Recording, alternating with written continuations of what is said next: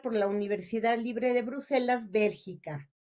Es experta en protección de datos, privacidad, seguridad en línea, gobernanza de Internet y clasificación de información y cuenta con muchas publicaciones académicas en la materia de la que ella es experta en las materias. Durante 8 años y medio fue jefa de relaciones con gobierno y políticas públicas en México, Centroamérica y el Caribe de Google. Ah, no sabía, Lina, fíjate. Lo que ahora hace esta Sofía Estaba así justo en Google, esta compañía tan grande, ¿no? De internet, de búsquedas y ahora de inteligencia artificial. Sí. de Gemini y Nanobananas. En fin, Exacto. anteriormente se desempeñó durante 12 años en el sector público, tanto en México como en Europa, de los cuales durante 9 años trabajó en el Instituto Federal de Acceso a la Información y Protección de Datos, en el como directora general de clasificación y datos personales y posteriormente como directora general de autorregulado en materia de protección de datos personales. Actualmente es socia cofundadora de Videre, que es un despacho de abogacía digital, una firma especializada en la creación, diseño y adaptación de modelos de cumplimiento de los marcos regulatorios en la materia de protección de datos en América Latina en su convergencia con el uso de nuevas tecnologías. Les este, tengo pendiente el compromiso de mandarles cuáles son todas las tecnologías emergentes. Es integrante del Comité Consultivo de NIC México y de la Asociación Internacional de Profesionales de Privacidad. Formó parte del Advisory Board del México Institute de la Fundación Woodrow Wilson en Washington, D.C., del Future of Privacy Forum, junto con los expertos en privacidad en Internet, y presidió durante 8 años la Comisión de Economía Digital de la Cámara Internacional en México. Fue profesor investigador asociado en el Centro de Investigaciones Económicas del CIDE, en donde se especializó en temas relacionados con derecho y nuevas tecnologías, así como profesora en diplomados en la Universidad Panamericana, en la Escuela Libre de Derecho y en el ITAM de México. Ha participado en más de 300 paneles de discusión, seminarios y eventos, destacando entre otros el Foro Mundial de Gobernanza de Internet, la Red Iberoamericana de Protección de Datos, el South School of Internet Governance, miembro del Grupo de Expertos para la Agenda de Ciberseguridad de la OEA, Instituto Internacional de Comunicaciones, la reunión ministerial de la OCDE en materia de economía digital, representante de Google en el Industry Side Room en las negociaciones del Tratado Comercial entre México, Estados Unidos y Canadá, y en múltiples foros en materia de gobernanza de Internet, telecomunicaciones, economía digital y protección de datos. Es decir, otra chingona que viene con nosotros a participar en este curso. Y estoy muy contenta de este curso y de toda la gente. Pero algo que ella no pone y que yo tengo que volver a decir es que además ella es de una organización, la misma organización de Anahibi. Ella es de Conectadas, pero además es de otra organización también muy maravillosa que se llama Centro I, que es donde están trabajando el tema de inteligencia artificial de una manera muy, muy profesional. Entonces, pues yo ya te dejo, Lina. Muchas Muchísimas gracias a todos gracias. y todas, que a pesar del mundial aquí estamos, Muy bien, en casa, felicidades a todas las que en están casa. conectadas. Me refiero a todas las personas. Y Todo el muchísimas mundo, gracias a ti. una broma terrible de que si México alcanzará a llegar al mundial en algún lugar y dicen con que alcance a llegar hoy al estadio será en fin, Buenísimo. En bueno, fin. empezamos. Muy bien. Gracias, Lina. Muchísimas gracias, Eliana, por tu energía, por tu inteligencia, por tu visión de crear estos cursos tan importantes bajo, pues, el centro de capacitación y que la mesa directiva apoya en el Senado y sobre todo también, pues, a los trabajos del senador Luis Donaldo Colosio y todas las organizaciones de la sociedad civil que están tan pendientes de nuestros derechos digitales en esta era, ¿no? De una imparable espiral de innovación. Y bueno, efectivamente yo vengo también por parte de Conectadas, que es una asociación de mujeres por más mujeres, y pensamos que la transformación digital que incluye la protección de datos como el centro de muchas cosas, tiene que tener una perspectiva de género. Pero el día de hoy no voy a hablar de género, sino de protección de datos personales. Y como ya Ana Ivy arrancó con los principios generales, el origen de este derecho, cómo retomamos desde los años 80, pues la convención o el convenio 108 para la protección, fíjense bien, de las personas en relación al tratamiento de sus datos, el nombre del convenio 108, porque no es proteger el dato en sí mismo, sino proteger al individuo en su esfera de derechos. Y este derecho es instrumental para poder ejercer otros, por ejemplo, libertad de tránsito, libertad de pensamiento, etcétera. Entonces, yo ya no voy a repetir esa parte porque justo las dos coordinamos que ella pudiera dar pues un entre de lo que son los aspectos generales y yo enfocarme más a cuestiones muy relevantes. Entonces, yo sobre los derechos arcos, sobre las consecuencias de el mal uso de nuestra información, ya sea en manos de privados o públicos o instituciones públicas. Y lo que yo quisiera antes de ponerles láminas de letras y que pues todo el mundo estamos en 20 pistas, ¿no? Yo agradezco a los que el día de hoy están conectados, pero yo lo que quería arrancar diciéndoles es que si bien es cierto, la ley de protección de datos es o el derecho a la protección de datos es un derecho fundamental reconocido al más alto nivel de nuestra pirámide normativa, en el artículo 16, nuestro país también debe entender que es una ley que nos puede hacer más competitivos. Es una ley que tiene que ver con el corazón de la economía, que el Internet ahora es el pegamento de todo y que la información ahora viaja a velocidades inimaginadas, se almacena ya sin límites. A mí todavía me tocaron correos electrónicos en donde nos pedían las compañías que vaciáramos las bandejas porque no había espacio. Ahora existe la nube es un eufemismo, pero son servidores centrales que están ubicados como espejos incluso para provocar redundancia en caso de que se caiga uno de esos accesos en distintas partes del mundo. Entonces, lo que yo quiero es que con su café en mano hagamos como una reflexión antes de entrar ya a los aspectos más legales, porque lo que importa es hacer un paso atrás y antes de pensar en otra reforma o en lo que la ley actualmente tiene y cómo lo aplicamos, pensemos cómo nos sirve y cómo le puede servir al país tener datos protegidos. Y es que la economía, como les digo, la riqueza de las naciones se lleva a cabo ahora por transacciones digitales. Entonces, en la red de redes están nuestros datos en todas partes y Ana Ivy les dio ejemplos buenísimos de cómo esto pues es imparable, ¿no? Y por supuesto nos hace competir, ofrecer esos servicios de alojamiento de información o entrenamiento de grandes modelos de lenguaje, que es ahora la inteligencia artificial. ¿Qué rol va a jugar México? ¿México va a ser un consumidor de esa tecnología o la va a generar o va a ofrecer servicios desde México, por ejemplo, Querétaro, de data centers que tengan imbuida la protección de los datos? ¿Por qué?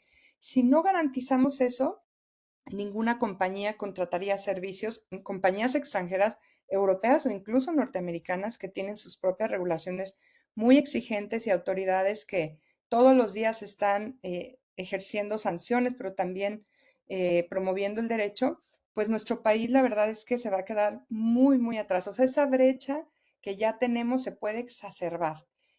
Por ejemplo, servicios que se pueden prestar si tratamos bien datos y atraer inversiones, toda la subrogación de servicios en la nube, ensayos clínicos, operaciones en el ámbito financiero. Ustedes saben que Brasil tiene un vibrante sector de fintech porque la información se trata bien, pero además tienen ciertas cosas en su ley que les voy a platicar hoy sobre cómo se maneja el consentimiento y el interés legítimo, que nuestra ley no tiene, que los ha hecho el hub de toda la región para los servicios de tecnología financiera.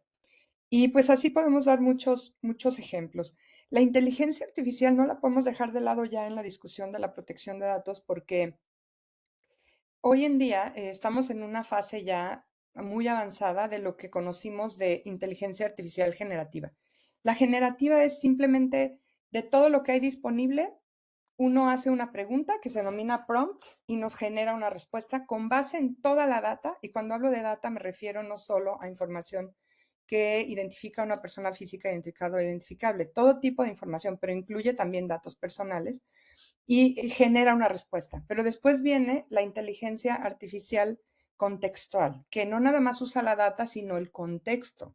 Las computadoras hoy en día se puede decir que ven y escuchan porque todo lo que está pasando alrededor les sirven para darnos una respuesta. Ya hay productos en la industria que nos pueden decir dónde dejamos mis lentes, por ejemplo, porque pueda yo tener una cámara en tiempo real que pueda ver que está arriba de mi multifuncional y yo no me dé cuenta. Después de la contextual está la emocional. Y esa inteligencia artificial emocional toma en cuenta nuestras reacciones, la forma en que tomamos una decisión y la expresamos. Y después viene la agéntica, que ya se está liberando. ¿Qué quiere decir? Que los agentes de inteligencia artificial están tomando decisiones por nosotros. Yo, por ejemplo, puedo decirle a mi agente, cómprame los boletos, quiero estas vacaciones y quiero ir, por ejemplo, a Morelia.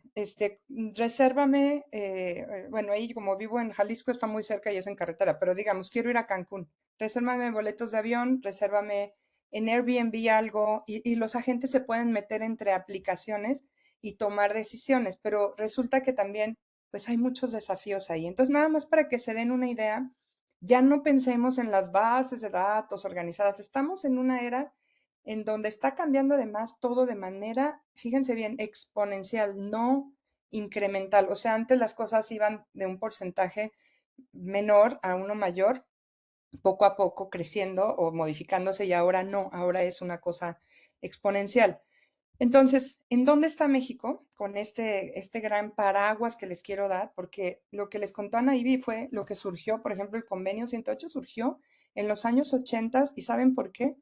Porque fue cuando nació la PC, la computadora personal. Antes de eso, las computadoras eran enormes y solo las grandes corporaciones como bancos o universidades las tenían. Pero ya cuando un ser humano pudo tener información en una computadora, se pusieron las reglas, los principios de protección, las obligaciones de los responsables de los datos, los deberes de seguridad, las sanciones y luego se crearon las autoridades para defender nuestros derechos como individuos. Pero ahora fíjense bien, este celular es una computadora súper potente, que simplemente no es que almacene información aquí, sino que está conectada a una nube y que yo puedo bajar información en segundos desde cualquier parte del mundo. Entonces, entendiendo eso y esa complejidad, quiero llevarlos al análisis jurídico de qué tiene México, ¿no? Porque además estamos en una sede legislativa, ¿no? Este curso se genera en el Senado y yo pues mi intención es también hacerlos reflexionar, porque muchos de ustedes o muchas de ustedes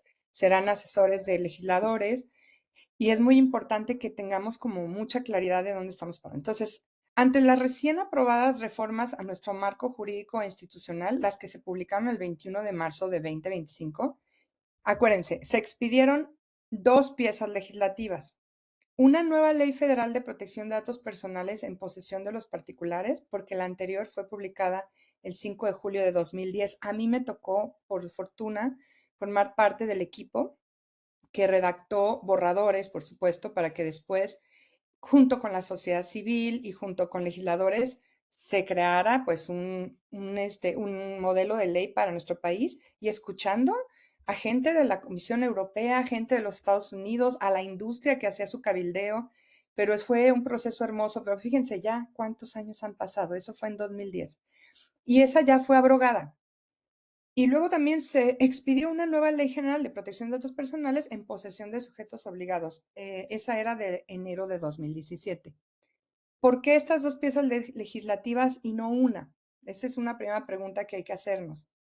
Era una buena oportunidad para unificar en una sola pieza legislativa, porque en otros países así sucede. Y les voy a decir la razón que está detrás.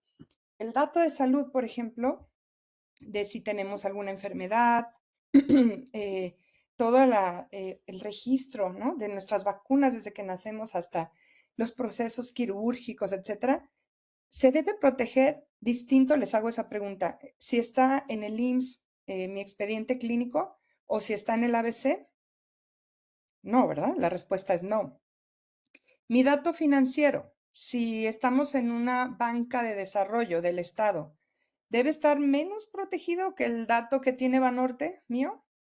No. Entonces, el desarrollo de las leyes se hizo como se pudo políticamente, para lo que nos dio en esos momentos la discusión, porque se pensaba que era quizá mejor tener un régimen que se abocara a esos sujetos obligados. Sin embargo, era la misma autoridad y lo mismo pasa ahora. En esta coyuntura de reforma administrativa, desaparecen, como sabemos, organismos constitucionales autónomos como lo era el INAI, y luego nuestros legisladores pues decidieron que esto se fuera a una nueva autoridad que está en buen gobierno, como sabemos, y que es la UPDP, la Unidad de Protección de Datos Personales, y que esta autoridad tiene que justo vigilar el cumplimiento de las disposiciones de dos piezas legislativas. Y eso es muy complejo, y ahorita vamos a ver ya en la presentación que les voy a compartir por qué es complejo, porque quedaron disparidades. Por ejemplo, el derecho a la portabilidad quedó reconocido en la ley del ámbito público, cuando en realidad era mucho más útil y necesaria, necesarísima, diría yo, en la del sector privado. ¿Por qué? Si yo tengo todas mis fotos en Google Fotos y me las quiero llevar a Apple, porque cambié de móvil, por ejemplo, ese es mi derecho a la portabilidad. Google tiene que entregarme en un formato legible toda esa información para que yo me la lleve a otra compañía. Lo mismo en hospitales, o sea, quiero llevarme mi información, dado que no tenemos un expediente clínico electrónico único, pero quedó en la del sector público. Yo dudo que la gente esté usando el derecho a la portabilidad, pero lo desconozco. A lo mejor ustedes tienen ejemplos de cómo alguien va a una dependencia y le dice, manda mis datos a otra, porque además no tiene sentido. El gobierno puede colaborar bajo principios de proporcionalidad, finalidad y licitud con sus bases de datos. Entonces, bueno, eso es para que nos demos cuenta un poco, hagamos, a mí me gusta decir, una visión de 10,000 pies. O sea, imaginémonos que estamos en un avión y cuando el piloto nos dice, hemos llegado a los 10,000 pies, saquen su computadora, así veamos el derecho a la protección de datos. Entonces, lo primero que dijimos es importantísimo para la economía, importantísimo para el desarrollo de nuestra personalidad. Ya estamos viendo las afectaciones que puede tener irreversibles para nuestra vida. Por ejemplo, la difusión no consentida de una imagen que se vuelve viral y que nos puede afectar para siempre, para obtener un empleo, para incluso información que va a tener efectos socioeconómicos que me puede afectar de hoy por hoy. Les doy un ejemplo, laboratorios médicos que no te piden ni siquiera que te identifiques como la persona que eres, que te piden un correo electrónico cualquiera para mandarte tus resultados de salud. O sea, ese es un tema delicadísimo. Entonces, bueno, eso es la primera reflexión es, ¿para qué sirven estas leyes? Bueno, para muchísimas cosas. No son piezas legislativas que deben estar aisladas, deben estar en un marco de disposiciones como si fuera un rompecabezas que todas abonen a lo mismo, porque si no tenemos una buena ley de ciberseguridad, de nada nos sirven estos principios hermosos de protección de datos, ¿no? Si al final del día un hacker llega y muy fácil se hace con la información. Y luego, ¿cómo podemos ser más eficientes mediante piezas legislativas que hagan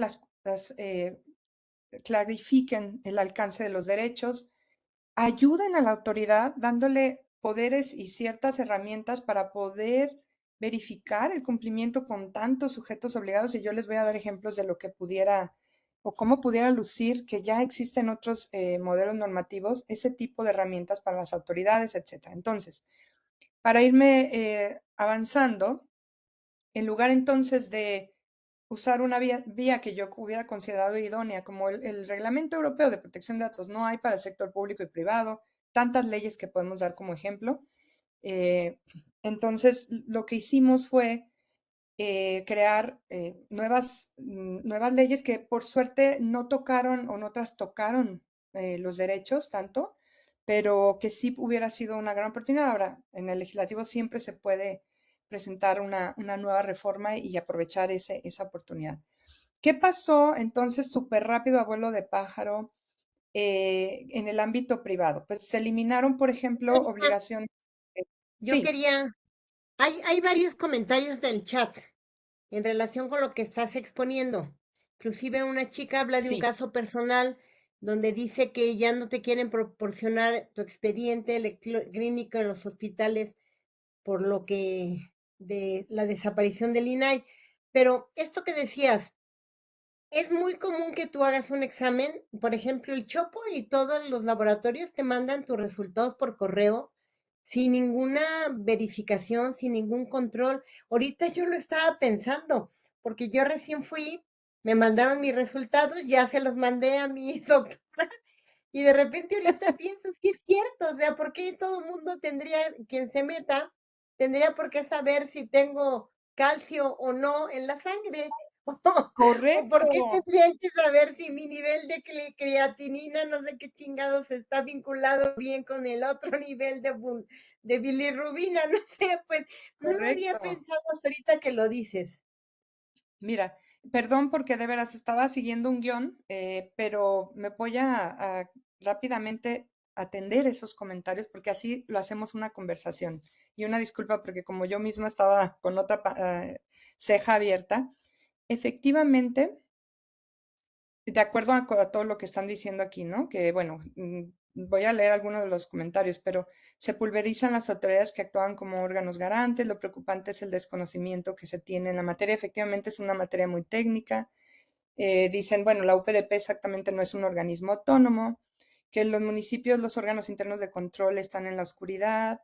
Y en cuanto a hospitales, Claudia Gabriela González, mi tocaya, pues yo soy Lina Gabriela.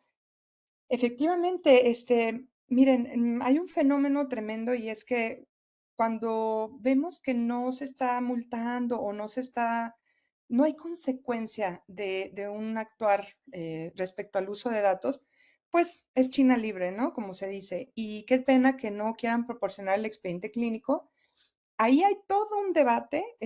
A mí me tocó analizar la NOM que tiene que ver con el expediente clínico y había toda una confusión respecto a la propiedad del expediente clínico, que es un falso debate. El expediente clínico tiene distintos accesos y habilitaciones para conocer los datos. El hospital, por un lado, las aseguradoras, por el otro, pueden entrar, el médico tratante, el mismo paciente, claro, cada uno tiene derechos distintos y modulados. Entonces, por ejemplo, la enfermera que le da el medicamento a una persona que está en una cama de hospital no tendría por qué saber que es un enfermo terminal y que le quedan 3 días de vida. ¿Y qué pasa en nuestro país? Que a veces ni el paciente lo sabe y las familias tampoco. Hay mucho paternalismo. El modelo canadiense no es así, pero bueno, podríamos hablar muchísimo sobre datos de salud. Podríamos tener, si quieren, otro día una sesión al respecto, pero hoy por hoy ustedes pueden exigirle al hospital que se las entregue y si no, ir ante la UPDP y presentar su ejercicio de derecho de acceso a la información que viene del principio de información, porque a través del aviso de privacidad te dicen para qué se van a tratar tus datos, para qué finalidades, y tú ya puedes decir, oye, pues dame mi expediente, ¿no? En el hospital. Y si no se los dan, por la vía administrativa sí lo pueden ya ejercer ese derecho, aunque no exista el INAI, tenemos a la autoridad y el director de la autoridad es una persona muy comprometida y su equipo como para que sigamos ejerciendo el derecho. Entonces, bueno, eso les quiero decir en esa parte, pero sí nos hace falta, por ejemplo, una ley de autonomía del paciente, determinar qué pueden rasurar del expediente o no, porque hay países, por ejemplo, como Canadá, que hasta exigen que te den las notas evolutivas del médico. ¿Eso qué significa? Que los médicos anotan al margen cosas que ven de los pacientes. O sea, por ejemplo, pueden decir, esta señora está enferma, pero su esposo es un manipulador. Si ustedes vieran algunas notas evolutivas de los médicos, pero pues eso, muchos médicos dicen, yo quiero que se reserve porque es mi ojo clínico. Pero hay países que dicen, no importa, y que aunque le estés dando placebo a un paciente, tiene derecho a saberlo, ¿me entienden? Entonces, bueno, en México no hemos llegado a esa finura en el dato de salud de casos en donde ya se haya pues analizado un asunto en donde hasta se siente una jurisprudencia que diga que tenemos derecho a saber que nos dan placebo, ¿no? Pero bueno, quería comentar eso. Y luego Alejandra Rodríguez habla de que en el sector turismo, al momento de negociar un contrato con un país de la Unión Europea, te cuestionan tu política de privacidad, no el aviso, sino la política. Y efectivamente, aquí les quiero decir y hago una pausa, y porque el Senado tuvo que ver con esto, cuando México forma parte del convenio 108, y se adhiere al convenio, se vuelve ley federal. Está al mismo nivel que las leyes. Y el convenio 108 nos permite tener una transferencia de datos con 60 países sin necesidad de que una autoridad de protección de datos de estos países, del ámbito europeo y otros que están adheridos, tengan que autorizar o que exista un mecanismo como las reglas corporativas vinculantes, las famosas BCRs o que son las Binding Corporate Rules o las Privacy Corporate Rules de APEC o lo que sea. En este caso, con la Unión Europea, que caben, todos los de la Unión Europea son parte del convenio, pero aparte en el convenio hay muchos otros, ¿no? Por ejemplo, hay países como Suiza que no están en la Unión Europea y sí son parte del convenio. Y esto es importante para los temas financieros, etcétera. Y sí, nosotros podríamos tener esa libre transferencia de datos. Efectivamente, te piden que cuentes con las políticas de privacidad y que una autoridad te apoyara para decirte cómo hacerlas sería ideal. En fin, lo de la emisión de facturas en línea, también mencionan que presentan su queja, pero que está siendo lenta la atención. Y por último, Alejandra dice, por lo menos había un respeto al INAI por parte de las autoridades y del sector privado para efectos de cumplimiento del derecho a saber y del derecho a la protección de datos. Pues sí, coincidimos todos. Entonces me voy a ir de nuevo con el tema y nada más, Eliana, sí comentarte que sí hay un efecto socioeconómico bien fuerte de que no haya control del dato de salud entre por ejemplo, en los hospitales te hacen un descuento, no sé si se han fijado que te dicen, ¿de qué aseguradora viene? O tienes seguro y ya tú le dices MedLife. Y te hacen un 10% de descuento. ¿Y ustedes se han preguntado alguna vez en estos 10,000 pies, por qué el hospital me hace un descuento? Pues porque le pasa el dato a la aseguradora. ¿Y saben por qué? Porque la gente mentimos sobre la preexistencia de enfermedades. O sea, por ejemplo, nos dicen, ¿usted fuma? No, yo no fumo, ¿no? Pero si te haces una radiografía de pulmón, pues el hospital se la va a pasar a la aseguradora y ahí se van a ver todas las manchas negras de un fumador. ¿Por qué? Porque es una industria de riesgo. Y entonces lo que estamos haciendo es que en lugar de decir, tus datos yo los voy a compartir con estos sectores y dame tu consentimiento, ¿no? Por ejemplo, sería mucho mejor a ese mercado negro porque al final del día nos van a extraprimar, al año siguiente nos va a costar más el seguro porque pues no es una industria de caridad, es una industria de grandes números como le llaman. En fin, te digo, daría para una sesión el dato de salud, pero es tremendo. Sí, dime. Pero es que también, bueno, cuando haces tu reservación en línea para poder hacer tu estudio, te ofrecen descuentos. O sea, Sí, si lo haces en línea, te cuesta más barato que si vas directamente a cualquier sucursal de laboratorio ahí a hacer sí, tu cita. Te cuesta más caro ir presencialmente que hacerlo en línea. sí. Creo que quizá tiene el mismo objetivo. Yo Ahí no he yo creo que usado es más bien para aseguradoras. bajar costos. Quizá ahí la lógica sea para bajar costos, porque ¿No? más gente aportaría información, ¿no? Porque lo otro se llama fricción, cuando pones barreras físicas a que fluya la información. Pero bueno, sí, efectivamente es todo un tema. Entonces, pues rápidamente, dice aquí Claudia que no hay reformas a partir de la adopción del convenio 108 y su protocolo. México no ha hecho nada por su adopción y las leyes de 2025 de privacidad fueron una oportunidad perdida. Fíjate, justo en ese punto, lo que yo les quería comentar es que hay unas recomendaciones, o sea, tenemos ya ventajas de pertenecer al 108 porque nos asegura el flujo transfronterizo de datos con 60 países, pero no le hemos sacado jugo efectivamente y se emitieron recomendaciones indispensables para México que no se han cumplido efectivamente. Se las voy a mencionar rápido por la pregunta. Una de ellas es que la autoridad debe tener autonomía técnica y funcional, ¿no? Ahí, fíjense, estamos de acuerdo en que se quería reducir la administración pública y los costos de los constitucionales autónomos, pero pudimos haber creado como país un organismo descentralizado, no sectorizado, que no tuviera jefe en cabeza de sector, o al menos un desconcentrado, ya hubiera sido unipersonal o colegiado, pero sí muy importante el hecho de que tuviera autonomía técnica y de gestión y no una, pues sí, que no dependiera de una cabeza de sector.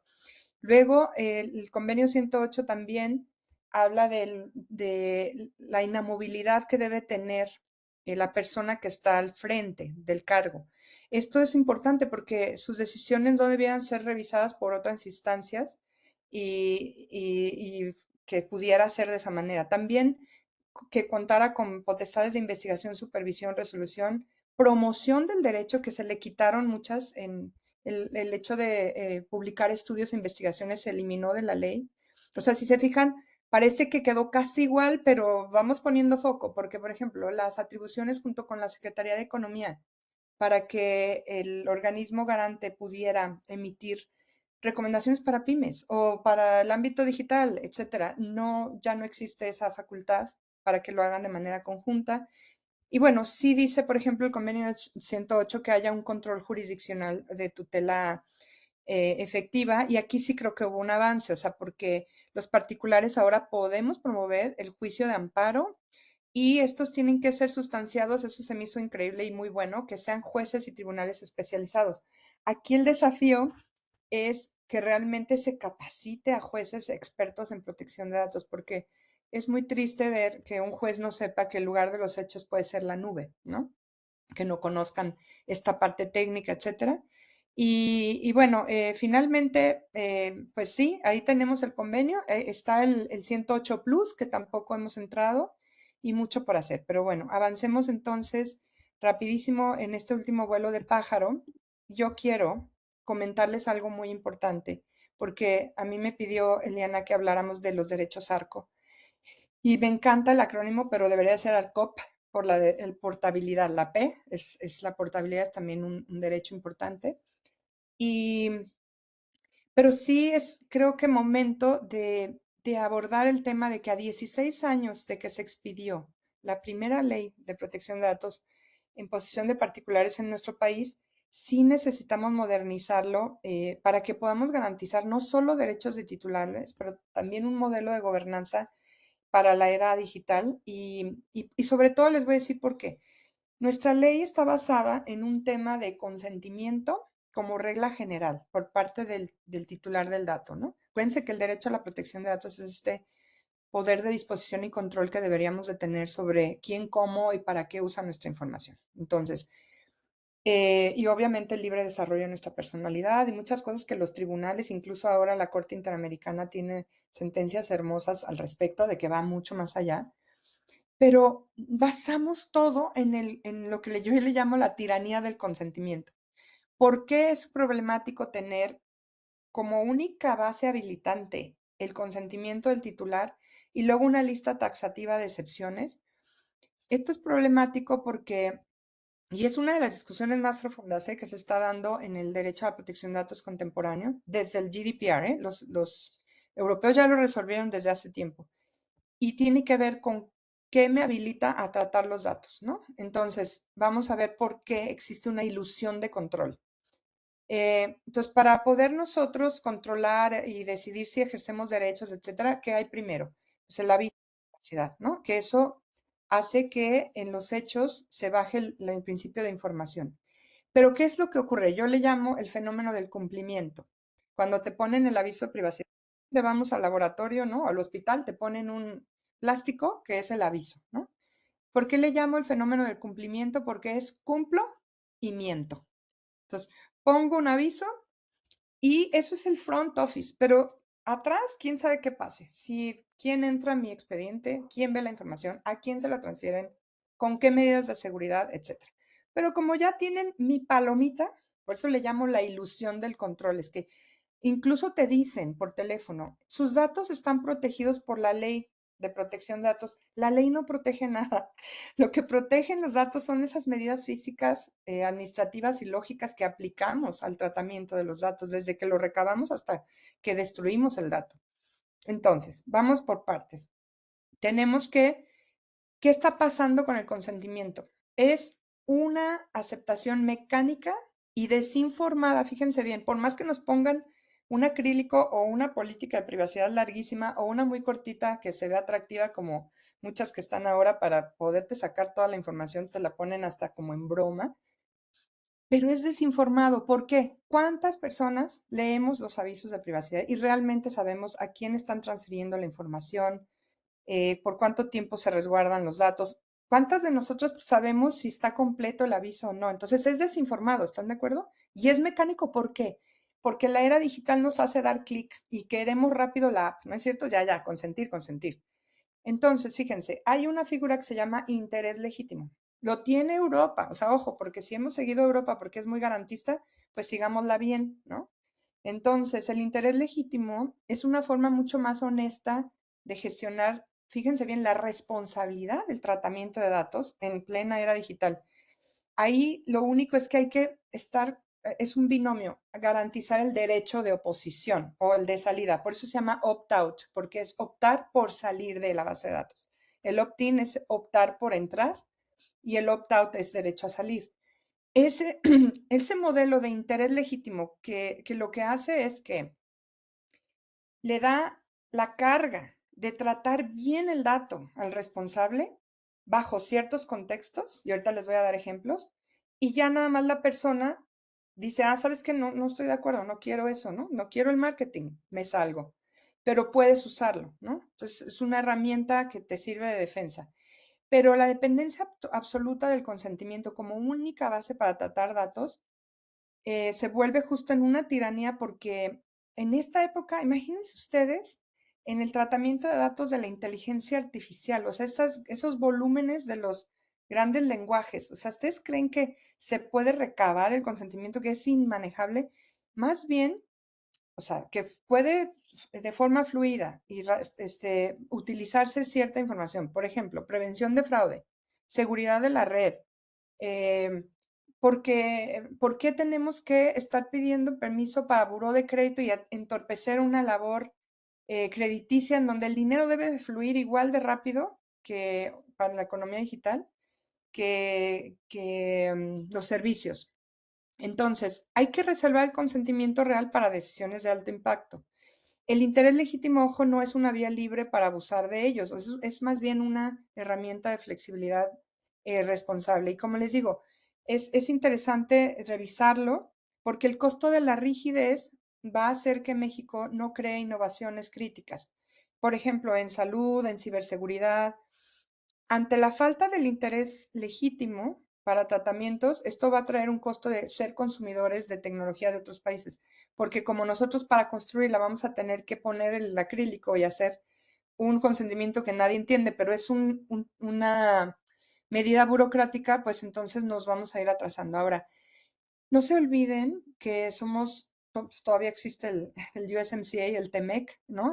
Trump acaba de decir que ya no, que quizá ya no sobreviva, pero hay un capítulo de comercio digital en ese tratado, porque los tratados de libre comercio es el libre flujo de mercancías y después vienen servicios y luego vienen otros modelos como la unión aduanera y hasta llegar a uniones como la económica como, o hasta de nacionalidad como es la Unión Europea.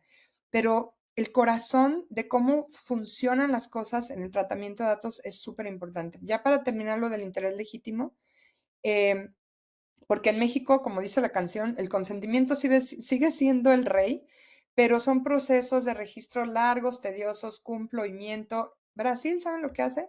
Tiene interés legítimo y lo aplica en todo, en protección de crédito. Esta ley general que tienen de protección de datos es ampliamente reconocido como de las más equilibradas del mundo y está creciendo muchísimo. Entonces, como les decía, yo creo que es muy importante revisar esto y sí, bien importante, si desplazamos la carga del interés legítimo a la responsabilidad del el responsable, digamos, valga la redundancia, el que está tratando los datos, tendríamos que contemplar pruebas de ponderación que sean transparentes y auditables. O sea, sí exigirle al responsable, a ver, tú por qué pensabas que era legítimo usar esa información, pero es un juego distinto, ¿no? En fin, aquí lo que es importante, como les dije, es garantizar ese derecho de salida. Voy a ver sus preguntas porque estaba viendo mis bullets.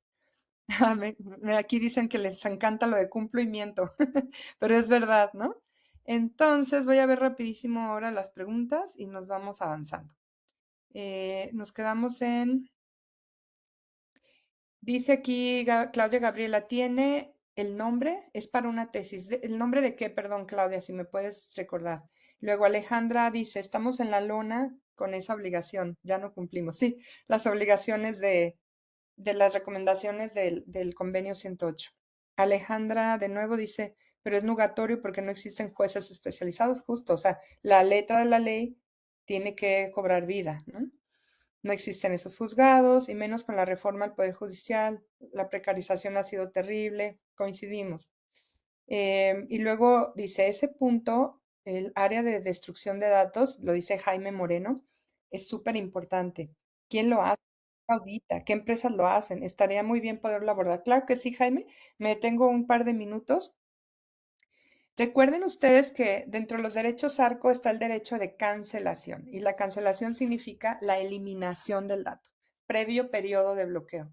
Y todos los responsables de tratamiento tienen que tener muy claro el periodo por el cual van a necesitar nuestros datos y tenerlo además en documentos de seguridad en donde ya se vean las vigencias, los periodos, etcétera. Y incluso esto va mucho más allá porque si yo contrato a un encargado de tratamiento, ¿no? Por ejemplo, un call center o un laboratorio que a mi hospital me dé servicios, no se tienen que quedar forever con la información, o sea, para siempre con ese dato de el tipo de sangre o lo que decía Eliana, cualquier cosa que yo tenga, una alergia o lo que sea, tiene una finalidad concreta y en esa cláusula tendría que decirse claramente cuando se contratan esos servicios subrogados, al final de esos servicios, ¿qué va a pasar con los datos? Entonces, hay varias opciones. Se puede decir que los destruya el encargado y me dé una prueba de eso, que incluso tiene que ver hasta con cuestiones ya súper técnicas. Cuando trabajaba en Google,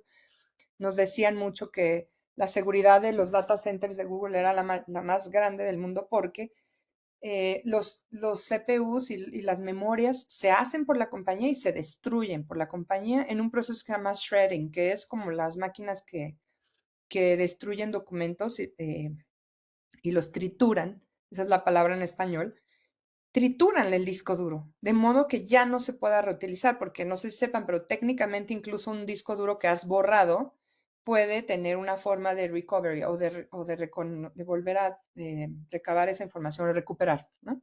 Entonces, aquí este punto, Jaime, es súper importante y hay ISOs que ya regulan eso y incluso se puede uno certificar y demás. Entonces, por eso la protección de datos es tan técnica, porque son una serie de principios, derechos, procedimientos, una autoridad que debe vigilar y luego un régimen sancionador. Pero todo eso baja a cuestiones ya muy granulares. Y sí, efectivamente, ¿quién lo audita? Dices tú ahí, por ejemplo. Es muy importante que si tú entras a un sistema ISO, yo les recomiendo eso, en tanto que la autoridad empieza a tomar experiencia y empieza a hacer sus primeros casos, porque hay que apostarle a eso y apoyar, porque fíjense, las autoridades solas no pueden con todo, ¿eh? ¿Saben cuántos millones de sujetos obligados hay en el país? Más las multinacionales. O sea, estamos hablando de un mundo, por ejemplo, de pymes que son las que generan en el más alto porcentaje el empleo de este país. Y desde un practicante, por ejemplo, desde un médico, un ginecólogo hasta un dentista, todos tratamos datos, ¿no? Entonces, ¿cómo hacer que la autoridad logre auditar? Entonces, hay varios modelos. Los mecanismos de autorregulación son indispensables porque son brazos de la autoridad, nunca se han entendido. Desafortunadamente se criticaba y se decía, no, pues es que eso es como dejar que la empresa haga lo que quiera, pero es que no es así. Es pedir que demuestre que cumple y que se certifique ante un tercero. En el caso de México, el modelo, que desafortunadamente nunca se ha llevado a los hechos, es de 4 niveles, en donde efectivamente hay les llaman accountability agents bajo el modelo de APEC, pero son justo los brazos de la autoridad que pueden ir a revisar si está cumpliendo un sujeto obligado, porque ya recibió una certificación y se la puede quitar en un momento dado y las audita.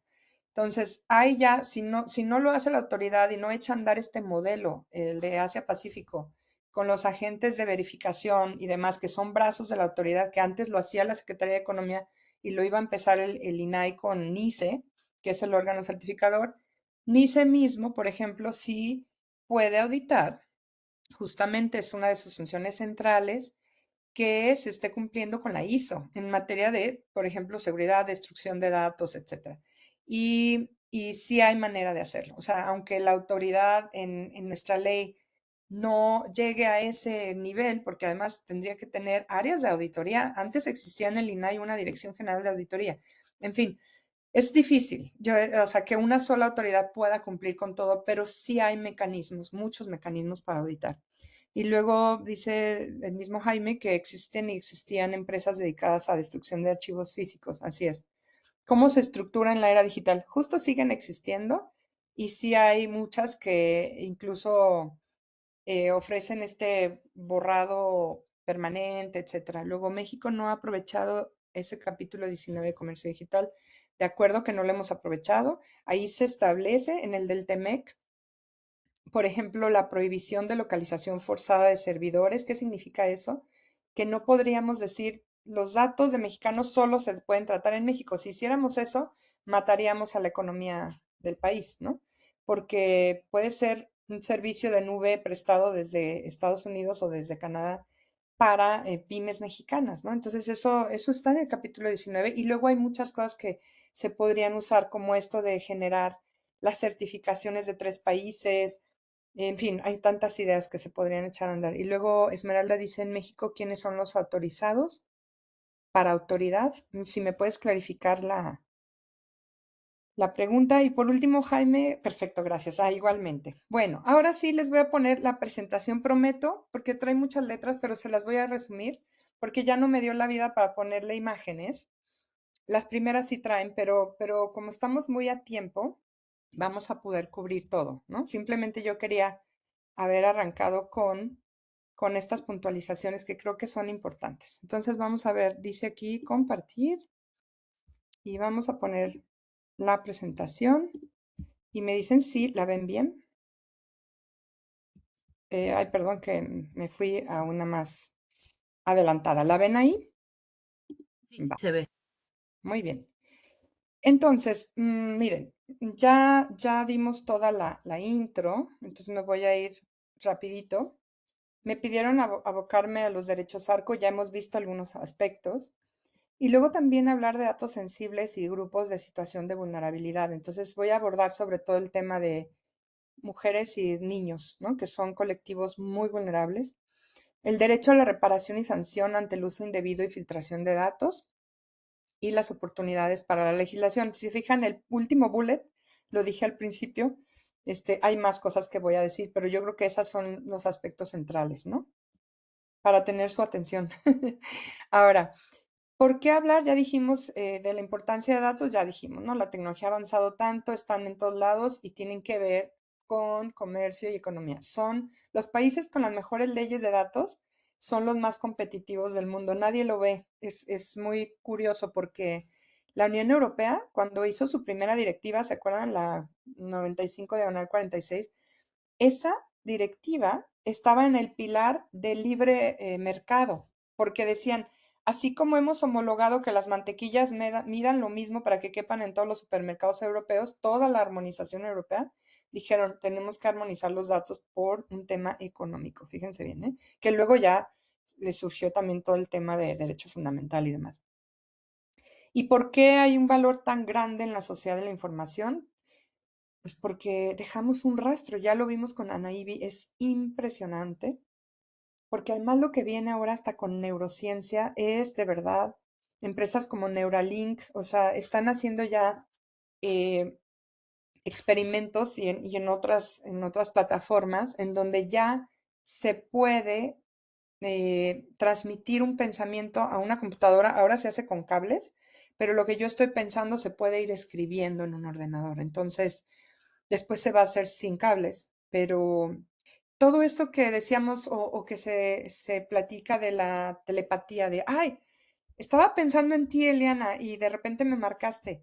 Qué casualidad, no es casualidad, se llama entrelazamiento cuántico de protones a pesar de la distancia. Y es que un protón de ella y uno mío, en un momento dado encuentran un canal especial por el cual pueden viajar hasta miles de kilómetros, ¿eh? O sea, yo tengo 2 hijos estudiando en el extranjero, mi hija está haciendo una maestría en Estonia y podemos tener ese entrelazamiento cuántico. Pues, ¿qué creen? Que esa ciencia tan avanzada se está plasmando para soluciones digitales, por ejemplo, pues para personas que no tienen movilidad, ¿no?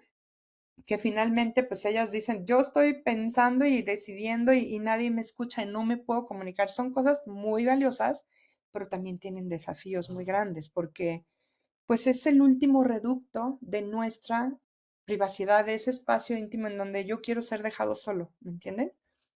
Entonces también es un tema social porque si manejamos bien los datos y más ahora con la era digital, son un motor de desarrollo para un estado de bienestar. O sea, si nosotros usamos, por ejemplo, data de, les voy a dar un ejemplo de IA aplicada para la telemedicina, que es súper bonito. Millones de imágenes, o póngale cientos de miles de imágenes del iris del ojo, se usaron para generar patrones de la retinopatía diabética. Eso me tocó cuando trabajaba en Google. Se hacía? Se anonimizaba, se quitaba el nombre del paciente, se metía a unos grandes modelos de lenguaje y salían los patrones de cómo se ve un ojo cuando empieza a desarrollar ceguera por la diabetes, ¿no? Que se llama retinopatía diabética. Imagínense el poder que esto está teniendo en comunidades rurales. Por ejemplo, un médico abre si hay conectividad, ¿no? Abre su tableta, ve la imagen, ve el ojo de su paciente y le puede recetar unas gotas preventivas.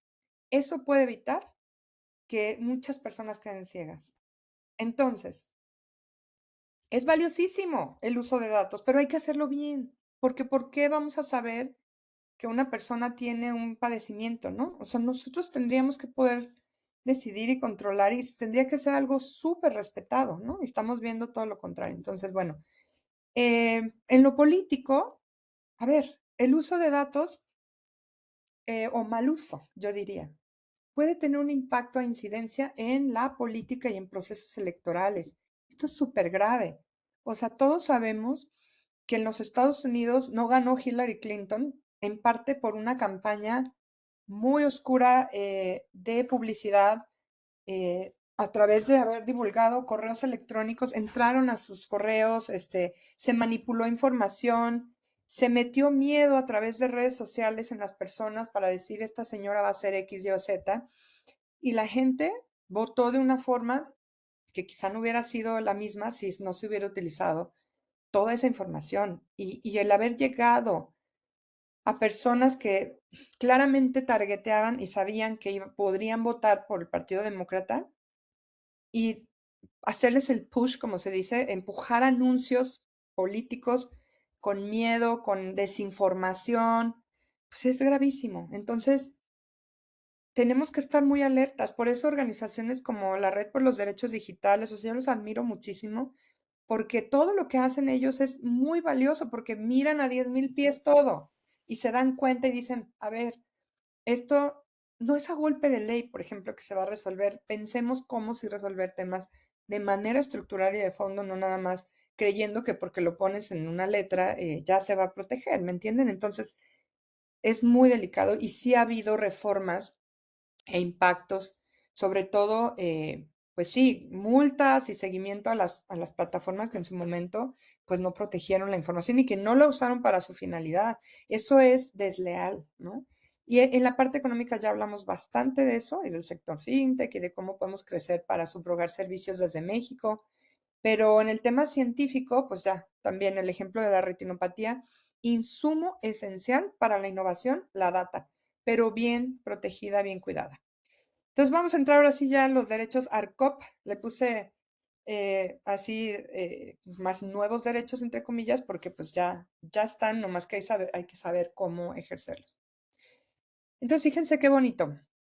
Los principios de protección, que además nacieron desde una sentencia de un Lander de Hesse en Alemania, que era, sí, una comunidad en Alemania que autónoma, en donde se iba a hacer un censo poblacional después de la Segunda Guerra. Y como sabemos, la Stasi en Alemania, pues tenía la información de todas las personas, por quién querían votar, dónde vivían, etcétera. Entonces, quisieron hacer una ley que fuera más exhaustiva para incluir religión, un montón de cosas. Entonces, eso eso fue declarado por el Tribunal Constitucional alemán como inconstitucional y creó los principios de protección de datos. Es súper bonito cuando uno los lee y entonces dijo eso, hay un principio de licitud, el principio de finalidad, de información, de calidad del dato. ¿Qué significa calidad? Pues que el dato refleje la realidad. O sea, si está mal mi domicilio, pues voy a tener una afectación. Si en los hospitales se equivocan al escribir un padecimiento y me ponen otro, me pueden matar, me pueden dar una medicina que no corresponde. No, ¿se imaginan?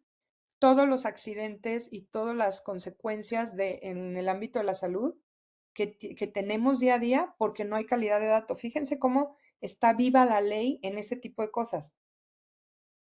Porque, por ejemplo, nosotros cuando asesoramos hospitales y demás, les damos estos ejemplos. O sea, la enfermera no tiene por qué saber que el señor va a morir. Hay un cuadro que viene de la HL7 que se llama Health Level 7.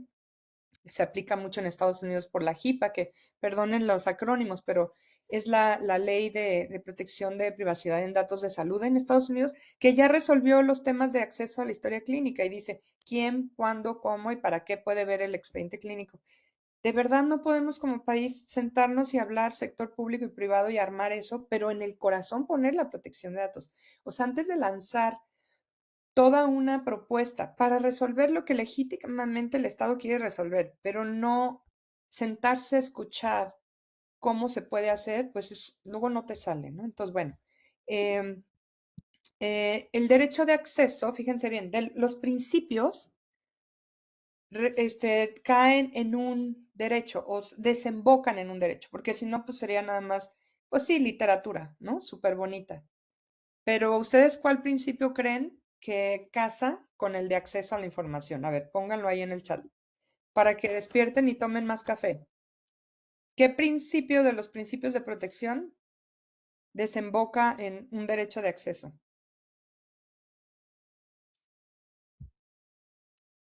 ¿Nadie? No se preocupen. Pues el de información, ¿no? Porque miren, sería más bien información, porque si yo te informo a través de un aviso de privacidad, yo podría saber pedir acceso a esos datos, por ejemplo, ¿no? También. Y así cada uno de los derechos va siendo, digamos, enfocado, de los principios, perdón, en un derecho concreto. Por ejemplo, el derecho a conocer los datos personales que un responsable posee de su titular. Y el derecho a conocer también, fíjense bien, aspectos fundamentales del tratamiento. O sea, el derecho a acceder no es nada más a mis datos. Yo le puedo preguntar a Walmart, ¿y por qué?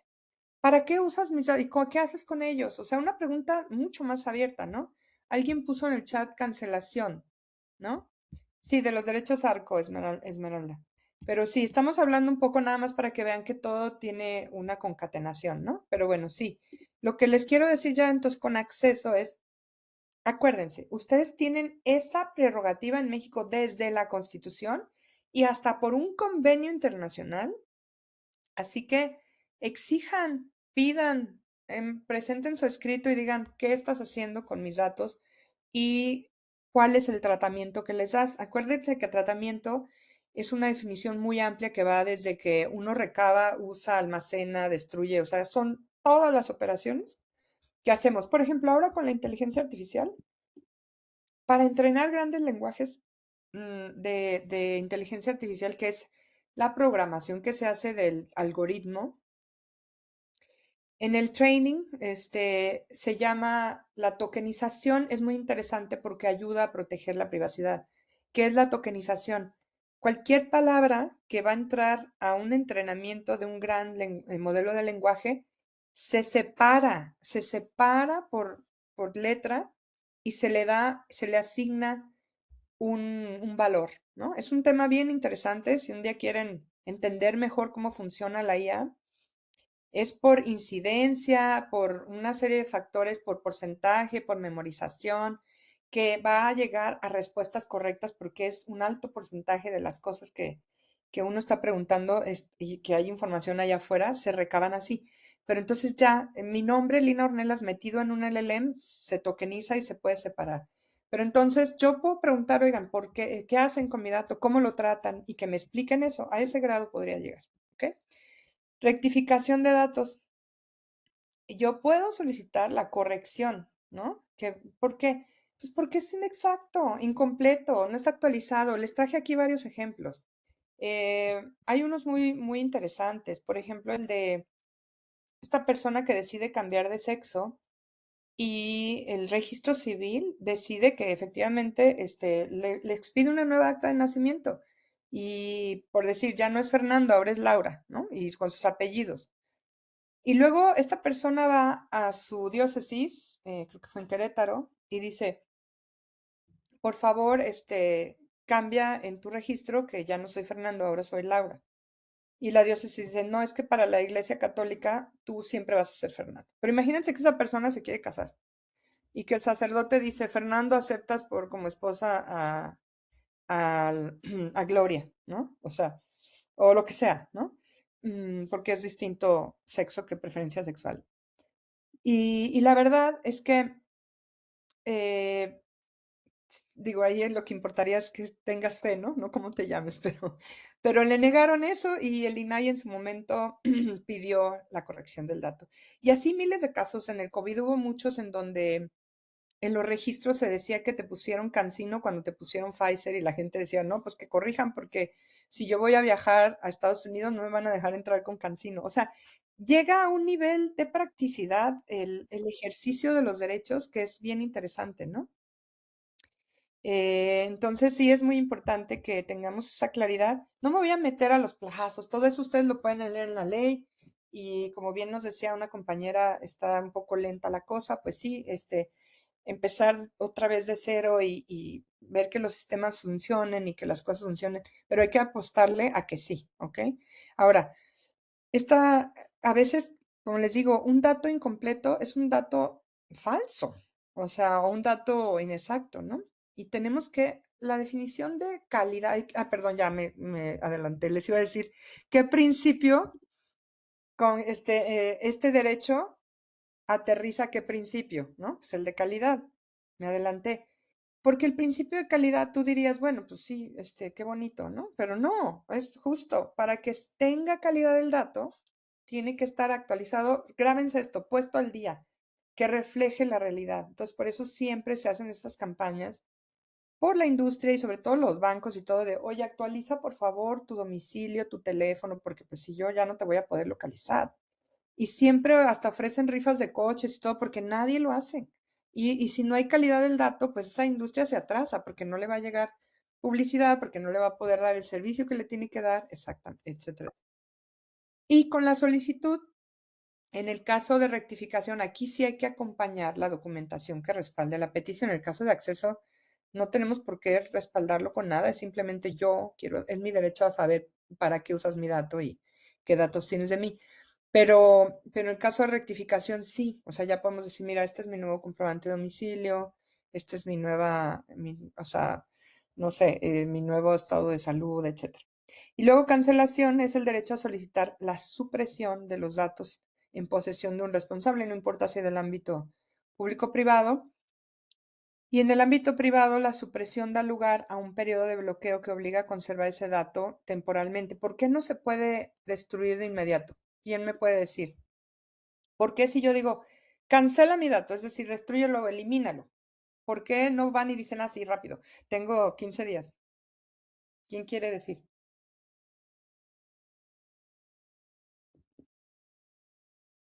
Pueden abrir su micrófono, ¿eh? No sean tímidas.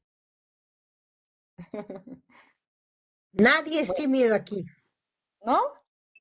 Porque puede haber No sé. obligaciones, Está Kenia, ¿verdad? Sí, sí, perdón. gracias, porque puede haber Adelante. obligaciones pendientes que tengan, por ejemplo, no sé, si tienen un adeudo o si fueron objeto de crédito y quiero cancelarlos, pero yo necesito usar, o ellos necesitan usar mis datos para seguirme contactando, no pueden cancelarlos porque yo tengo una obligación pendiente con ellos, ¿no? Algo así. Correcto. Muy bien, Kenia. Palomita. Es porque justamente puede haber otros derechos, ¿no? O incluso acciones judiciales pendientes. Entonces el responsable tiene que tener este periodo precautorio para revisar si procede o no procede. Y por ejemplo, justo lo que tú decías, yo por mí, que digan que no debo, ¿no? Pero ahí les quiero hacer un comentario al margen. Es súper triste que en México el buró de crédito no haya sido objeto de la ley. Se hizo un cabildeo súper fuerte en su momento, ¿eh? Y es que es muy triste porque el buró de crédito, la verdad es que nos importa muchísimo que estén actualizados los datos y la verdad es que ahí es por primera vez que nace lo que le llamaban el derecho al olvido, que después ya se distorsionó muchísimo ese término, pero pues sí, yo tengo derecho a que si ya pasaron más de 5 años y ya no debo, pues que se borre ese dato porque me afecta en la obtención de crédito, ¿no es cierto? Y no quedó el buró de crédito. Entonces la autoridad no le puede exigir nada al buró de crédito y ese ha sido también un tema internacionalmente criticado. Pero bueno, era un comentario al margen. Y luego, concluido ese periodo de bloqueo, Y ahí sí se hace un borrado. Sí, perdón.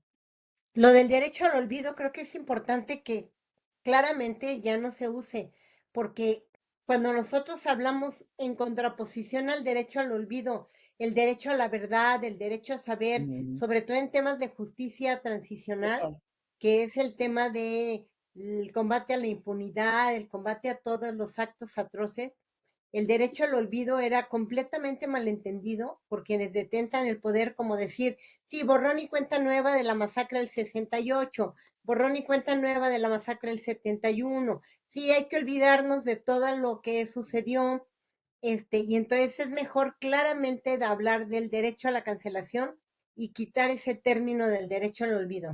Correcto, totalmente de acuerdo contigo. Y yo les voy a contar que, pues, sí tenemos un tema muy delicado en México, todavía pendiente de resolución final en ese tema, y sería muy grave que México determinara que porque una persona pide algo se borre de lo que ya aparece en la web. Porque miren, cómo funcionan las redes de redes es, le llaman arañas, por eso se llama la web, pero lo que los editores de los sitios web suben es lo que jalan los buscadores, ¿no? Y es toda esta discusión que se dio en Europa, pero que en América Latina, tanto Colombia, los tribunales de Gloria versus el Tiempo, todas estas manifestaciones tan claras en nuestra región sobre que pesa más el derecho a saber porque ha habido tanto abuso de los derechos fundamentales, pero también mala praxis de médicos, o sea, aquí una compañía privada no puede ser el gran censor de la humanidad, ¿no? Y es algo en lo que creo, incluso antes de haber trabajado para Google, yo di una conferencia en el Poder Judicial en una ocasión y dije, no, se tiene que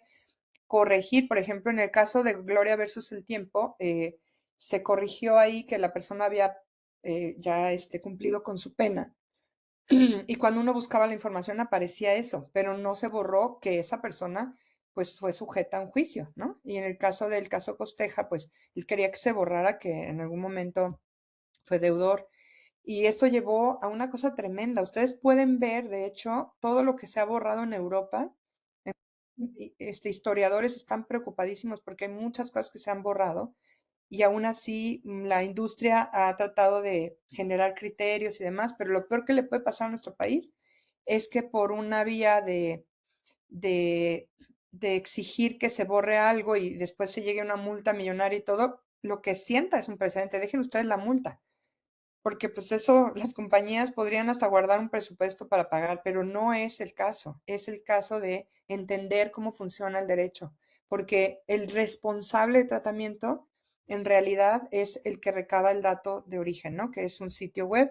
Y ya después lo que está disponible es lo que jala PageRank. En este caso ya ¿Qué hay estás muchos. corriendo? ¿Perdón?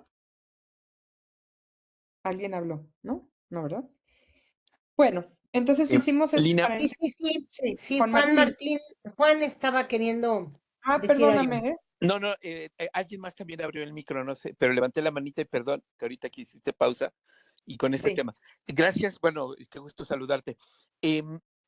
Como sabes, tema de los derechos de niños, niñas y adolescentes sí, están pues bastante maltratados, mal interpretados y en muchas y en la mayoría de las ocasiones ignorados, ¿no? sí. Entonces hay varias cosas que me gustaría escuchar tu opinión. Una muy delicada es que en nuestro país los adolescentes en conflicto con la ley, eh, la misma ley establece que, por cierto, estamos por cumplir este 16 de junio, 10 años del área de justicia para adolescentes, que sus datos después de, es decir, de haber cumplido la sanción correspondiente, no pueden compartirse, ¿no? Sin embargo, en la plataforma México, violando todos estos marcos, además internacionales, incluyeron o están incluyendo todos los datos de adolescentes en conflicto con la ley. Y se ha tenido que litigar caso por caso. Ese es un escenario. El otro, muy grave, sobre todo niñas o mujeres adolescentes, con su imagen sexualizada, además las imágenes sintéticas, y que pues obviamente tenían una cuenta o entraron a una plataforma y su huella digital queda ahí atravesada. Ahora hay, por supuesto, parches que se están y que resultado de presiones se tienen en las plataformas, pero en el marco mexicano no hay forma real de proteger en ese punto. Y voy al otro, precisamente en la huella digital, que en este caso las empresas, contrario a lo que establece el Comité de Derechos del Niño y lo que diría el sentido común, no se deben de perfilar datos y demás de niños y niñas, pero por ejemplo, a partir de que a los 13 años asumen la creación de una cuenta, en un acuerdo privado entre empresas con niños, niñas y adolescentes que no tienen reconocimiento jurídico, quedan en un limbo y en una indefinición sobre el tema. Yo sé que estoy hablando cosas de tu libro, pero me gustaría un poco recuperar precisamente estos temas. Claro Gracias. que sí, y es un gustazo saludarte, Juan Martín, porque la verdad, bueno, ¿quién más en este país ha luchado por los derechos de las niñas, niños y adolescentes? Te admiro muchísimo. Y sí traigo una lámina sobre los derechos de los niños, niñas y adolescentes cuando íbamos a hablar de los temas de poblaciones vulnerables. Me adelanto ahí rápido. A ver, varias cosas, sí, totalmente de acuerdo contigo. A ver, hay que separar el tratamiento de datos por Ministerio de Ley.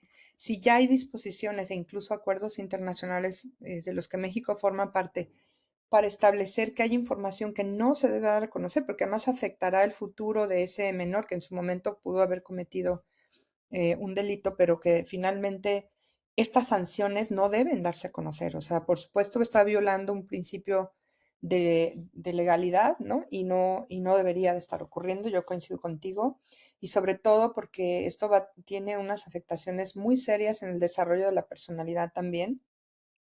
Y en cuanto a todo el tema de imágenes sintéticas y demás, miren, es que este tema es tan importante, tenemos que abordar esta discusión. Yo acabo de subir a mis redes justo que en Europa ya se quieren poner de acuerdo todos los Estados miembros, porque cada país en su independencia, el GDPR marcó ciertas edades y luego ahí cada país está diciendo, bueno, para mí son 14, para otros son 15, para otros son 16. ¿A qué me refiero? A la edad para que un adolescente pueda consentir de manera directa el uso, por ejemplo, de redes sociales o de entrar a la sociedad de la información sin el consentimiento de sus padres. Es un debate que tenemos que dar en México respecto a la madurez que consideramos que pueden tener también los menores, pero también no es solo el tema del consentimiento y lo legal, sino el diseño seguro de productos. Les quiero compartir que justo antier apenas el gobierno de Reino Unido, en una movida que me pareció genial y aplaudo muchísimo, acaba de prohibir que la IA en su país pueda generar imágenes sintéticas en el caso de menores y también de mujeres. No, no lo he leído completo, pero es increíble porque ya ven que ahora con la IA, pues uno puede poner la cara de una persona real y luego poner un desnudo, por ejemplo. Esto está afectando a muchísima gente, o sea, no se imaginan el alcance que tiene y la forma tan difícil de detectar si efectivamente es IA o es real o no, y la parte técnica que implica.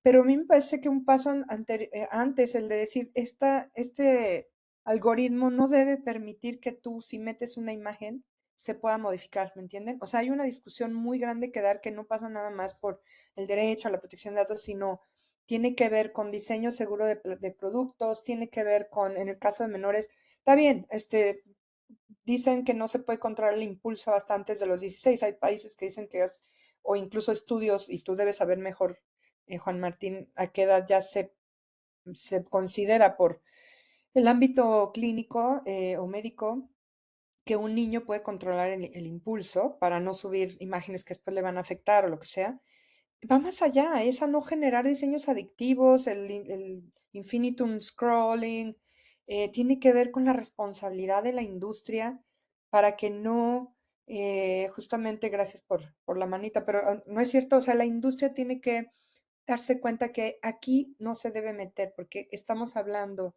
de un colectivo cuyas afectaciones en las próximas generaciones vamos a poder dimensionar, apenas estamos viendo la punta del iceberg, pero tenemos ya muchas distorsiones, bueno, digamos, los efectos psicológicos y de salud, como la anorexia, la bulimia en los menores, este tema de la inseguridad, el tema de que con un filtro se puedan ver a lo mejor tienes acné porque es la edad en la que tenemos todos acné y que te hagan ver muy bonito, pero en la realidad te miran y dicen, ay Dios, pues que, ¿no? Y ya no le hablan, porque el valor además es el seguir modelos, en poner esos modelos, porque hay un mercado detrás. Entonces, yo creo que nuestro país tiene ya que dar ese debate y poner y sentar a las niñas, niños y adolescentes en el centro de la discusión para ver qué opinan ellos. Si no, vamos a seguir teniendo soluciones adultocentristas o copiando modelos. A lo mejor ya vamos a decir, ah, bueno, pues importemos el modelo de Australia de 16 años. Cuando, ¿qué creen que ha pasado en Australia? Muchos jóvenes están bajando lo que se llama un VPN, que es un operador virtual, ¿no? Fuera de su país, en donde sí pueden ir a una red social a los 9 años, o sea, si quisieran, ¿no? Entonces, volvemos al punto de que ni prohibir ni sobre regular ayuda a veces. Más bien, sí ya hay disposiciones que ya deberíamos de tener en nuestro país, por ejemplo, de diseño seguro. Si tú vas a entrar a mi mercado, tienes que diseñar bien el producto para que no genere estas afectaciones. Estamos hablando de un colectivo muy, muy sensible.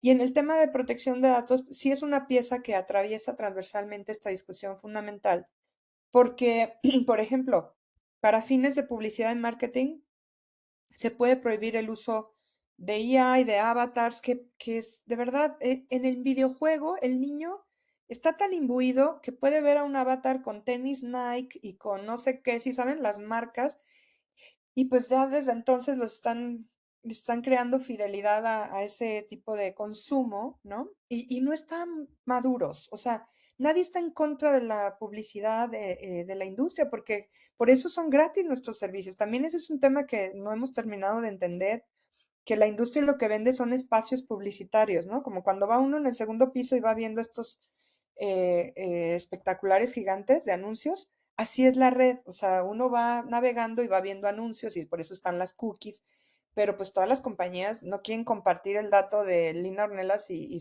su teléfono y todo porque quieren mantenerlo, lo protegen, pero le venden publicidad, o sea, le anuncian cosas para que conforme a los clics y llegar a compras y todo, en estas subastas, eso es lo que hace que le entre ingresos a compañías como estas multinacionales. Pero bueno, cuando hablamos de menores, hay mucho que discutir.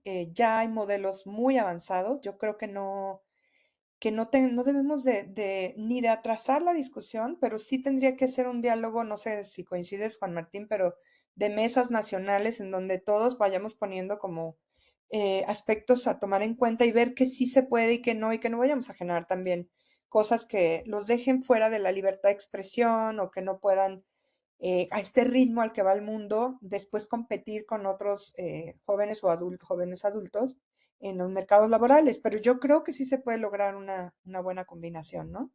Entonces lo dejaría ahí porque Súper, efectivamente, muchísimas gracias, querida Lina. Ya tendremos ocasión de conversar. Sí, estamos colocando nosotros desde la ciudadanía digital, que como lo planteas, amerita amplios debates, entendiendo desde la infraestructura, el software y obviamente la apropiación, todo este proceso cognitivo que implica nuestra relación con los entornos digitales. Muchísimas correcto. gracias y nuevamente un gusto Muchas encontrarte. gracias a ti también y nada más decirles que el tema, por ejemplo, de la verificación de la edad en Australia está generando más problemas de privacidad para los niños que lo que se quería resolver. ¿Por qué?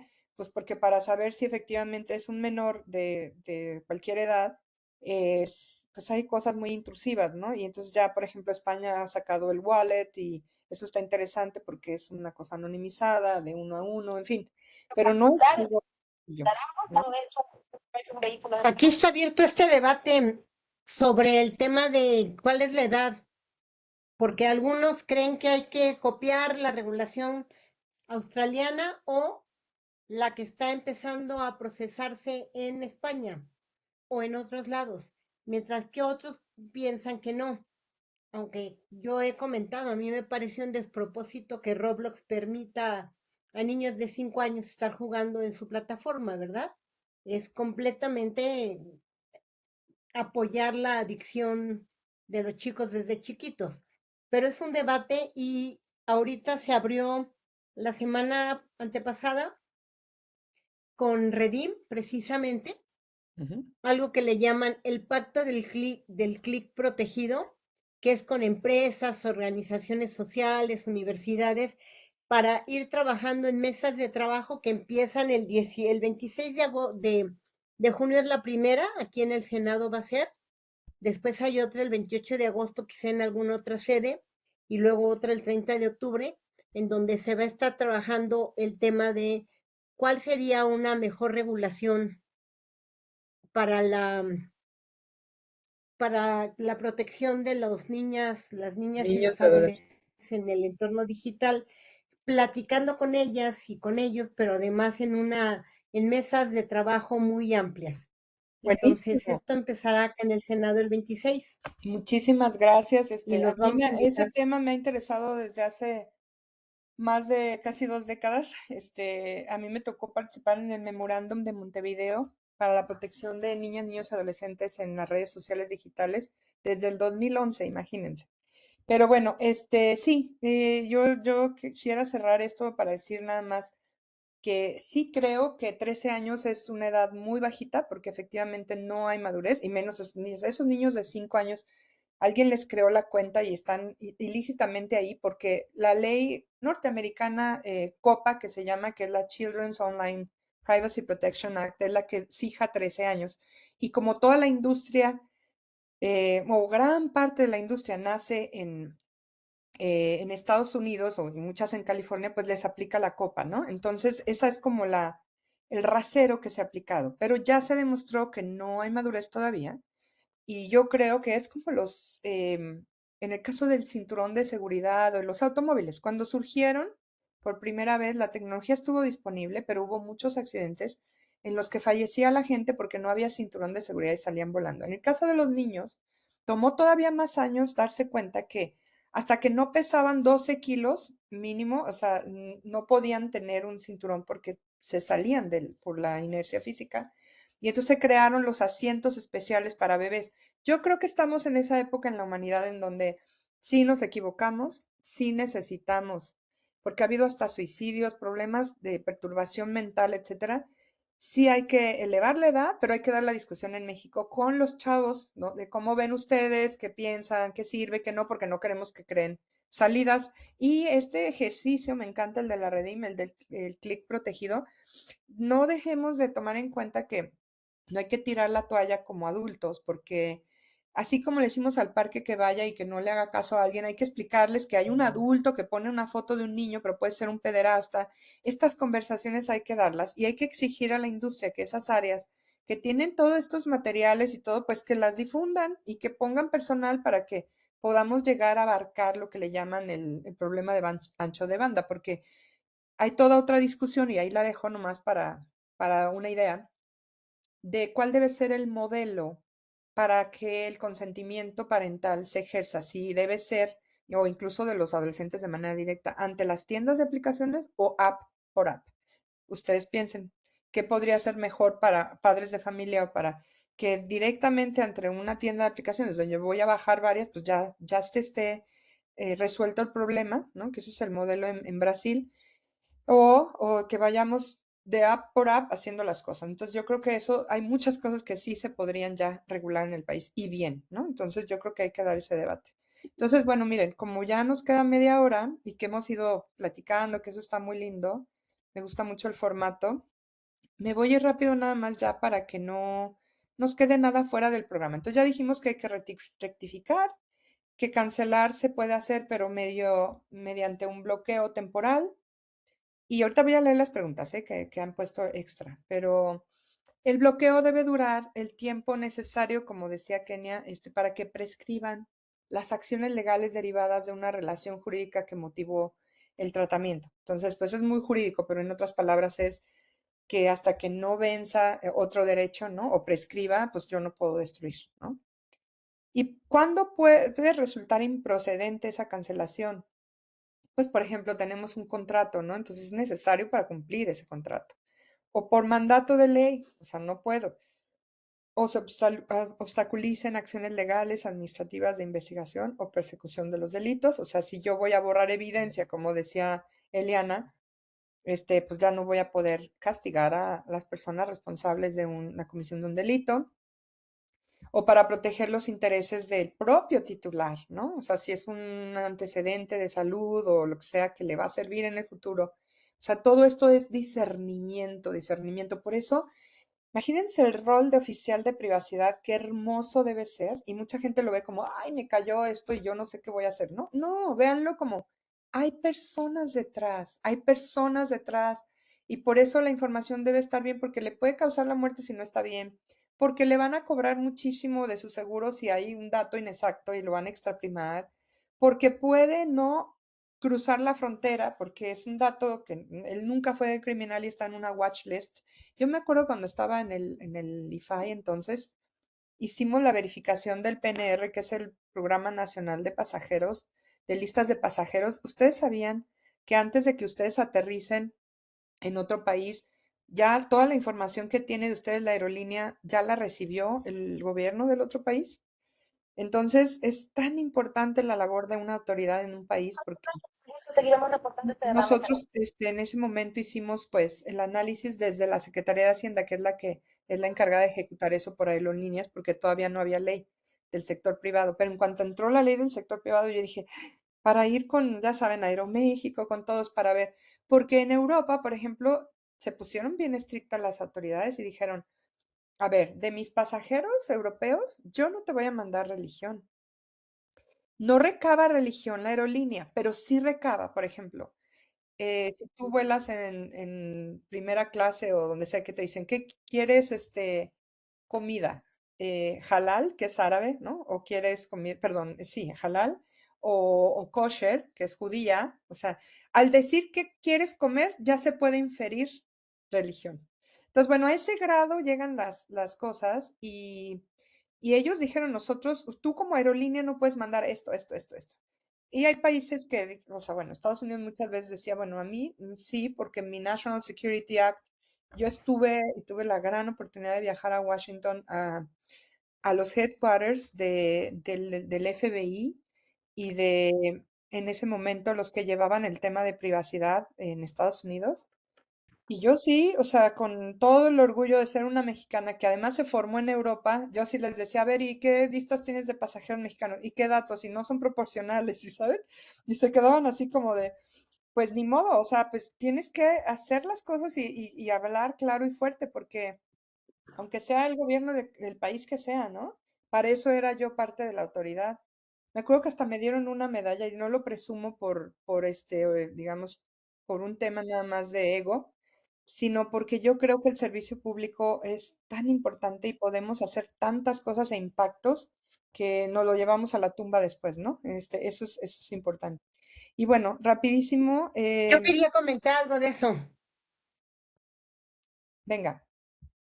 Fíjate que como experiencia en Estados Unidos, yo conozco una persona que viajó a Texas y, y lo detuvieron fue a Dallas y lo detuvieron en el aeropuerto y se lo llevaron a los cuartitos estos donde se llevan a la gente. Sí, los segundos Y ya lo cuestionarios empezaron a le llaman. interrogar. Ujú. Ujú. Lo empezaron a interrogar y demás, y de repente le preguntaron, ¿y quién compró tu boleto?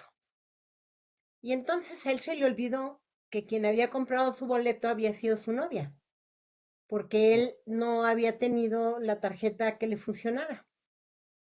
¿Tú crees que sabían exactamente qué era? Y entonces él dijo, pues yo Le dijeron, nos estás mintiendo. ¿Tu boleto lo compró tal persona? O sea, pero así, horrible, horrible. Entonces decía él, sabían todo. Y entonces me dijeron, una mentira más y, y te vamos a deportar y a quitar la Madre mía. visa. Horrible, horrible. La verdad es cierto, saben todo, al Todo. menos los gringos. Los Sí, gringos. sí. Y mira, ahí por eso es súper importante que la autoridad esté haciendo estos chequeos constantes y diálogo entre autoridades, porque decir, mira, mi ley exige eso. No se imaginan ahorita el apetito que hay por datos de mexicanos para entrenar modelos de inteligencia artificial en Estados Unidos. Hoy más que nunca, dedicarse a este tema es súper importante. A todos los que están aquí en esta llamada les digo, si quieren buscar un área del derecho o de defensa o de los derechos también, o sea, no nada más jurídicamente, quiero decir, es esta, porque está cada vez más en riesgo y se necesita gente con visión, con la inteligencia para bajar información rápidamente y decir esto aplica así o lo que sea. Pero miren, en esos segundos cuestionarios que tú mencionas, ahí el principio de proporcionalidad ya no importa nada. O sea, ellos se pueden poner a preguntarte lo que les pegue la gana porque dicen que es por razones de seguridad nacional. ¿Qué fue lo que me pasó a mí cuando yo decía, es que esto es desproporcional? Y decía, no, es que después del 11 de septiembre, la Patriot Act es la que, ¿no? La ley patriota establece que debemos preguntar todo eso, ¿no? Porque si es halal, pues es un árabe y a lo mejor es el que va a volver a chocar una nave, ¿no? Aeronave en un edificio, o sea. Entonces, aquí hay toda una discusión porque aún bajo temas de seguridad nacional se tienen que cumplir los tests de proporción, de necesidad de conocer, de proporcionalidad, de medidas de seguridad. O sea, a ver, ¿tú por qué quieres saber, o sea, quién pagó, con qué tarjeta? O sea, dime para qué, es desproporcional, ¿me entiendes? En fin, entonces sí necesitamos hacer, eh, o más bien como país, refrescar esto y decir, es un tema de la mayor relevancia para la agenda política nacional y efectivamente sí son afectaciones a nuestros derechos fundamentales, ¿no? Y somos discriminados, nos coartan nuestra libertad de tránsito aún teniendo una visa, etcétera. Entonces sí hay muchas consecuencias tremendas de no tratar bien datos. Si quieren, abordo rápido estas preguntas porque estamos ya hacia el filo y faltan varios temas, pero nada más para no dejarlos fuera, me quedé con que, así, luego esa tecnología podría burlar la prueba de vida en vinculación de líneas. Fernando Quiroz, te refieres a los datos sintéticos, me imagino, ¿no? Ahorita abordamos ese tema. Buenos días a todas y a todos. Jesús Manuel García presenta. Ok, este es el principal reto, pensar en los efectos adversos que generan las políticas antes de implementarlas. De acuerdo, Rogelio. Guadalupe dice, me interesa participar en las mesas de trabajo. A mí también del Senado del 26. Jesús Manuel García, creo en cuanto al tema, la responsabilidad está en el control parental. En mi opinión, solo se debe permitir cierto tiempo y bajo la supervisión de padres con relación al ingreso a los niños. Sí, por supuesto. Y miren, en Jalisco, ahora yo vivo acá, hay una nueva ley. Está bien interesante porque lo que dijeron es no celulares antes de los 14 años en centros escolares. Así. O sea, no se metieron ya con el consentimiento, ni con las redes, ni con la industria, ni con nada más es no, porque los maestros están peleando por la atención de los niños, o sea, la educación ya, todo el mundo está ahí y además están descubriendo que, por ejemplo, en Australia uno de los efectos buenos, porque ha tenido malos lo de crear un VPN, pero también tiene buenos, o sea, dicen que los recreos son muy ruidosos, que antes ya no, o sea, los niños estaban así y ahora hay ruido y hay juego y además, sí, todavía en las calificaciones no se nota tanto, ni en el ausentismo, o sea, eso no ha tenido un impacto positivo, pero ya hablan entre sí, ¿no? Entonces, lo cual está bastante bien. Y luego aquí dice, no sabía si hay muchas ofertas de trabajo en este sector. Bueno, y Julio, por último, Batista dice, no te vayas a Estados Unidos, en México está la Ley de Seguridad Nacional en que el gobierno no da datos de proyectos. Sí, o sea, no tenemos la transparencia. Aquí la sociedad civil es muy, muy activa en cuanto a pedir cuentas de cuántas veces el gobierno ha pedido información a los particulares y quiénes son, digamos, las empresas que más han protegido datos que han negado de entrada porque no se cumplen la necesidad de conocer ni la proporcionalidad. O sea, por ejemplo, si llega el gobierno y dice, a ver, tú Outlook, ¿no? De un correo de Microsoft, dame la información de todos los correos. A ver, pues, ¿por qué? O sea, que hay una averiguación previa abierta. Está bien que quieras los correos de fecha tal a tal, pero ¿por qué quieres los de toda su vida? Esa es una labor que hace un responsable de tratamiento desde el sector privado, en cumplimiento de una ley. Y luego el sector público tiene su propia ley, entonces, ¿no? O las disposiciones que le aplican.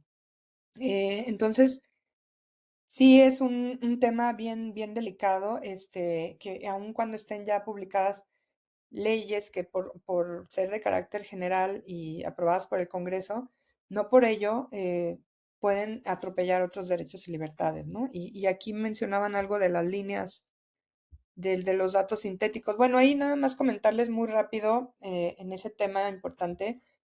Lo voy a ligar con otro que me tocó vivir sobre la cédula de identidad ciudadana. Como ustedes saben, el monopolio de la identidad de las personas en nuestro país lo tiene desde los años 40 por la Ley General de Población, el RENAPO. Y ha habido varios intentos durante sexenios para poder expedir una cédula de identidad única, ¿no? Por cada persona que esté en este país. Y que, por ejemplo, como el modelo español, que es muy avanzado, que hasta tiene un chip en donde la información del expediente clínico de manera descentralizada tú la puedes tener y si tú te enfermas y te da un infarto en Chihuahua o en el sur del país y tú eres de Jalisco, cualquier hospital puede tener acceso a esa información, puedes pagar impuestos, tiene muchísimos beneficios, pero antes que eso incluso tenemos derecho a la identidad. Hay mucha gente en nuestro país que todavía no tiene acta de nacimiento y no está registrada. En fin, ha habido muchos intentos y miren, aquí las autoridades de protección de datos son fundamentales. Cuando se dieron, a mí me tocaron las discusiones de 2 sexenios para la cédula de identidad. En uno de ellos eh, se pedía, pues sí, el tema de los biométricos, ¿no? Para poder garantizar que es la persona que dice ser. Ese se le llama el momento de la verdad, porque yo puedo llegar con mi acta de nacimiento en papel, ¿no? Y decir yo me llamo Lina Ornelas y ahí me van a sacar por primera vez las huellas o el rostro. Y nosotros lo que hicimos desde entonces IFAI fue una verificación, una PIA, perdón, que es una evaluación de impacto a la privacidad ex ante para demostrar si esa cédula iba a tener esos beneficios que se decía y cómo tenía que hacerse. Por ejemplo, se compraron aparatos para leer el reconocimiento facial y el iris del ojo, me acuerdo. Era iris del ojo. Y resulta que de nuestros hallazgos, para empezar la huella digital, hay estudios en Japón que se llama Gummy Fingers, por ejemplo, lo digo de memoria, en donde tú si dejas tu huella en una copiadora o te pintas con cualquier tinta y luego lo pones en un papel y luego se le pone goma, se puede reproducir tu huella, entonces no es tan seguro. Las huellas no son estables hasta después de los 14 años, por ejemplo, porque se quería sacar una cédula para menores. Y nosotros hacíamos todas estas preguntas difíciles. Era como, sí, de acuerdo, pero ¿para qué la de menores? Ahí sí se nos saltó muchísimo porque era, las huellas no son estables, ¿no? O sea, le va a cambiar la huella al niño. En el iris del ojo no puede ser a color la imagen. ¿Saben por qué? Porque a color uno puede derivar enfermedades. O sea, existe la irología, una rama de la medicina en donde si tienes una vena muy azul, estás enfermo del riñón o del hígado. Entonces tiene que ser blanco y negro. En fin, que no se confunda con el de un taquidermo, porque pasó que ponías el ojo de una vaca y lo tomaba como ojo de un humano. Hay muchas cuestiones técnicas que primero se tienen que estudiar y analizar, pero ¿saben qué? El derecho a la protección de datos nos da muchas herramientas hermosas para hacernos pensar si eso va a servir o no a ese interés legítimo que tiene el Estado. Por ejemplo, decían, a la pregunta de ¿por qué a niños? Ah, pues es que si los secuestran, ¿no? Hay que tener su cédula de identidad. Pero entonces la pregunta era, ¿con cédula ya van a secuestrar? Número 1. Y 2, sí te van a servir esas huellitas, pero ¿saben para qué? Si encuentras el cuerpo del niño, para identificarlo, ¿no? O sea, pero porque tú no vas a ir poniendo el polvo este de las huellas por todo el país para ver dónde está, o sea, ¿me entienden?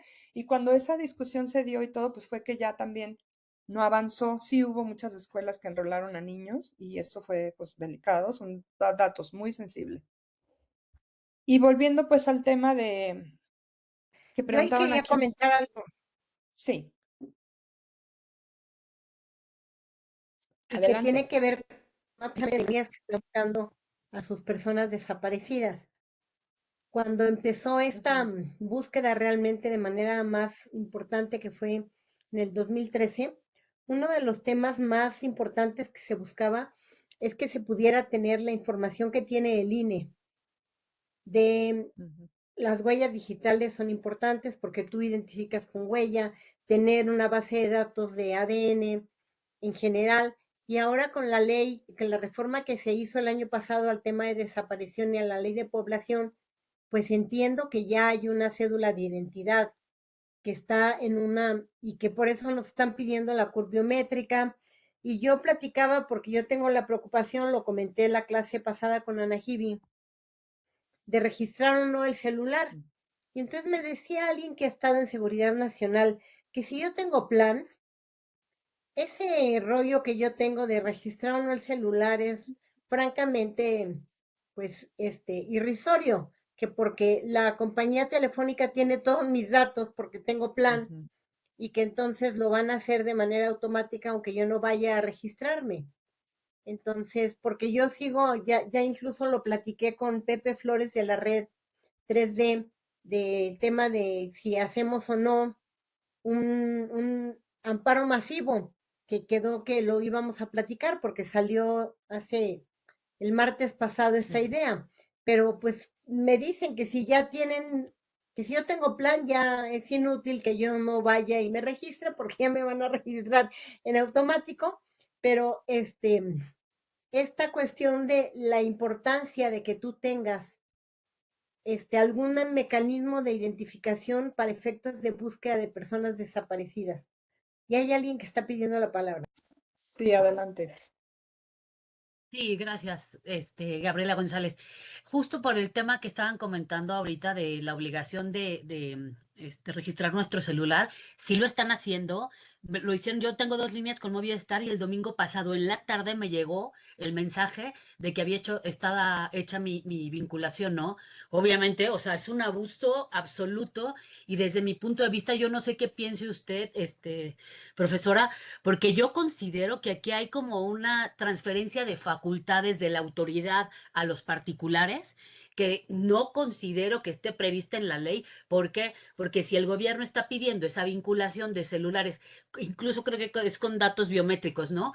La empresa, en este caso, que le aplicaría la ley de posesión en los particulares, las telefónicas no pueden decirte, dame tus biométricos y yo los voy a transferir a un tercero. Entonces, todos los principios de proporcionalidad, licitud, etcétera, etcétera, o sea, como que hay por así decirlo, un mix y está haciéndolo el gobierno no solamente en esto, en la otra obligación que están imponiendo a las empresas para localizar personas, no me acuerdo cómo se llama el registro ¿no? Pero creo que es como una nueva, no sé cómo decirlo, que están innovando, digamos, pero a la vez mezclando obligaciones, mezclando leyes y no le veo el sentido, porque las leyes como tal, por eso está separada o por eso así lo manejó México, por un lado los particulares y por el otro los sujetos obligados. Y ahora hacer ese mix no le veo sentido y creo que es violatorio de fondo, ¿no?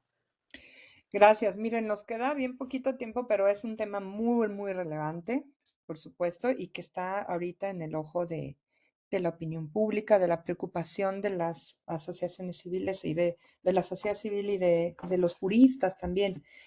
Yo desde el derecho a la protección de datos, lo que les puedo añadir, y que me parece también bien interesante, si pueden ver, acaba de surgir una resolución de un amparo del juez primero de distrito de Aguascalientes. Una persona se amparó en contra de este registro del celular con la CURP. ¿Y saben qué dice? Está bien interesante lo que este juez dice, porque dice que condicionar un servicio de línea telefónica móvil a la entrega de una serie de datos personales contraviene la autodeterminación informativa y la protección de datos. Queda acreditado, además, que ha habido brechas serias de seguridad y filtración masiva de datos, rompiendo con el deber de seguridad que marca la Ley de Protección de Datos. Entonces, lo que está de fondo es que al final del día el Estado quiere legítimamente tener información que le pueda servir para la persecución de los delitos principalmente y estas otras finalidades que en otros países, por ejemplo, en el caso de menores, los padres son los que guardan mechones del cabello, una muela, que son datos genéticos que se pueden usar para identificar, pero no el Estado. Eh, pero me parece que un registro masivo de datos, a la luz de la ley, del principio de proporcionalidad, no se justifica porque parte de la presunción que pienso que es errónea de que todos somos potenciales criminales. O sea, ¿se acuerdan antes que existió el RENAUT y luego el PANAUT, en donde decían, pues es que hay que ir a identificarse porque así sabemos si hay una llamada de extorsión desde un centro penitenciario o algo, quién la está haciendo?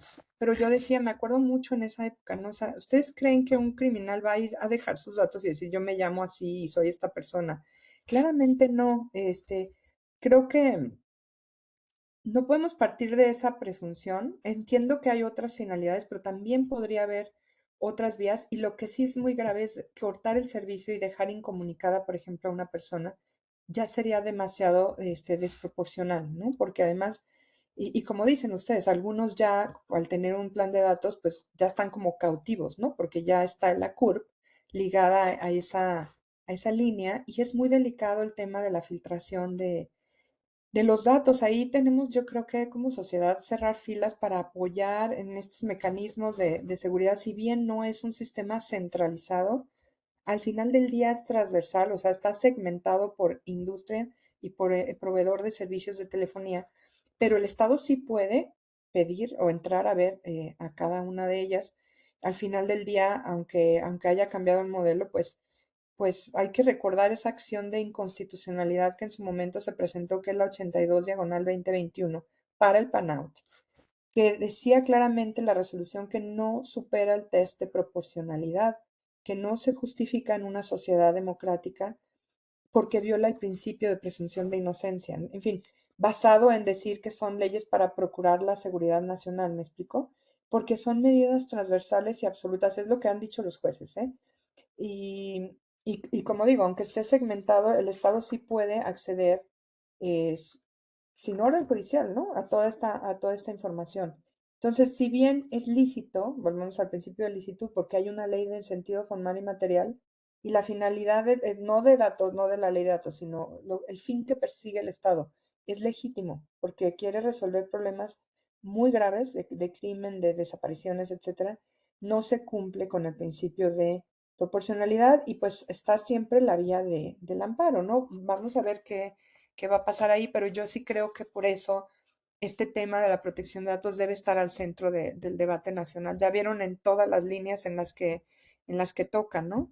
Y bueno, ya no da tiempo. Alguien compartió, creo que es una pía, Sergio González. Hay que abrir qué es ese archivo, pero rapidísimo porque nos queda de verdad un minuto, ¿no? Es hasta las 11. Nada más no quiero dejar de hablar de oposición. Es muy Está bien, importante que sepan. Sí, perdón. está bien, adelante. Sí, el derecho de oposición súper rápido es el derecho que tenemos a solicitar que nuestros datos se dejen de tratar para una finalidad determinada y debe haber una causa legítima que lo justifique. Aquí nada más hacer un paréntesis de que es importante revisar cómo quedó el tema de decisiones automatizadas en la ley del sector privado.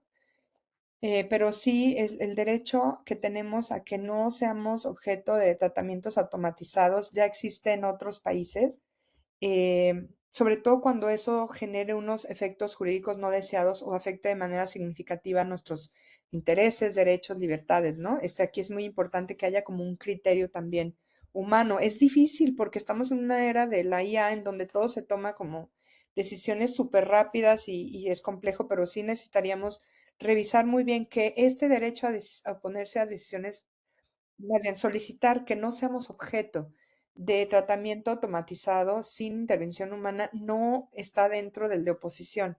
Y ahorita en la ley quedó así. Entonces yo creo que es un tema muy importante revisar, porque no es lo mismo y puede generar distorsiones muy grandes.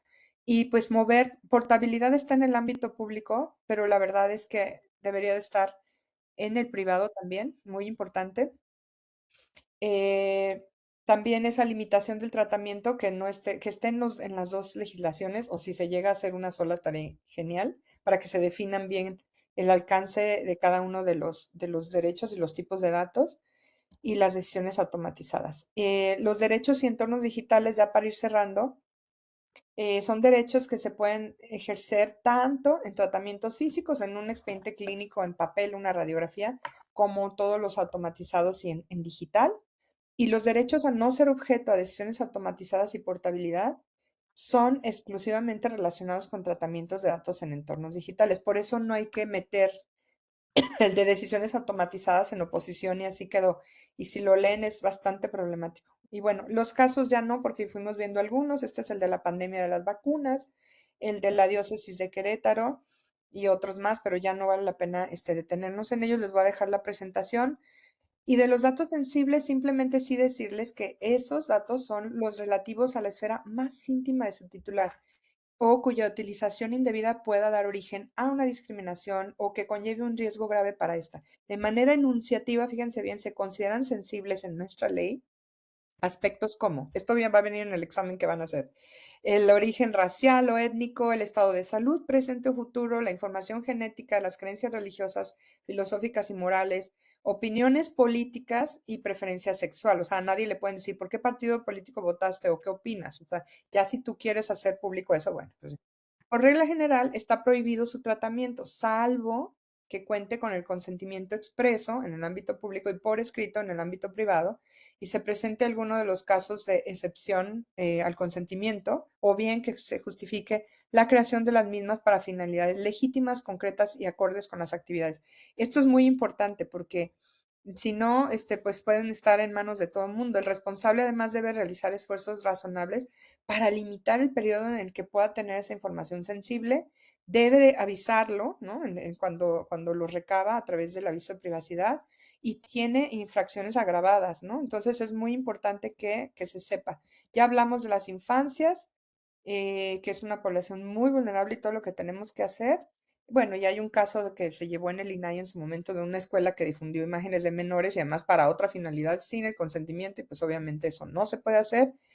Y la reparación del daño, chéquenlo en la ley, o sea, obviamente está el régimen de sanciones que hay desde las administrativas hasta la imposición de multas, pero esas son independientes o sin perjuicio de que uno se pueda ir por responsabilidad civil o daño penal, el que resulte, ¿verdad?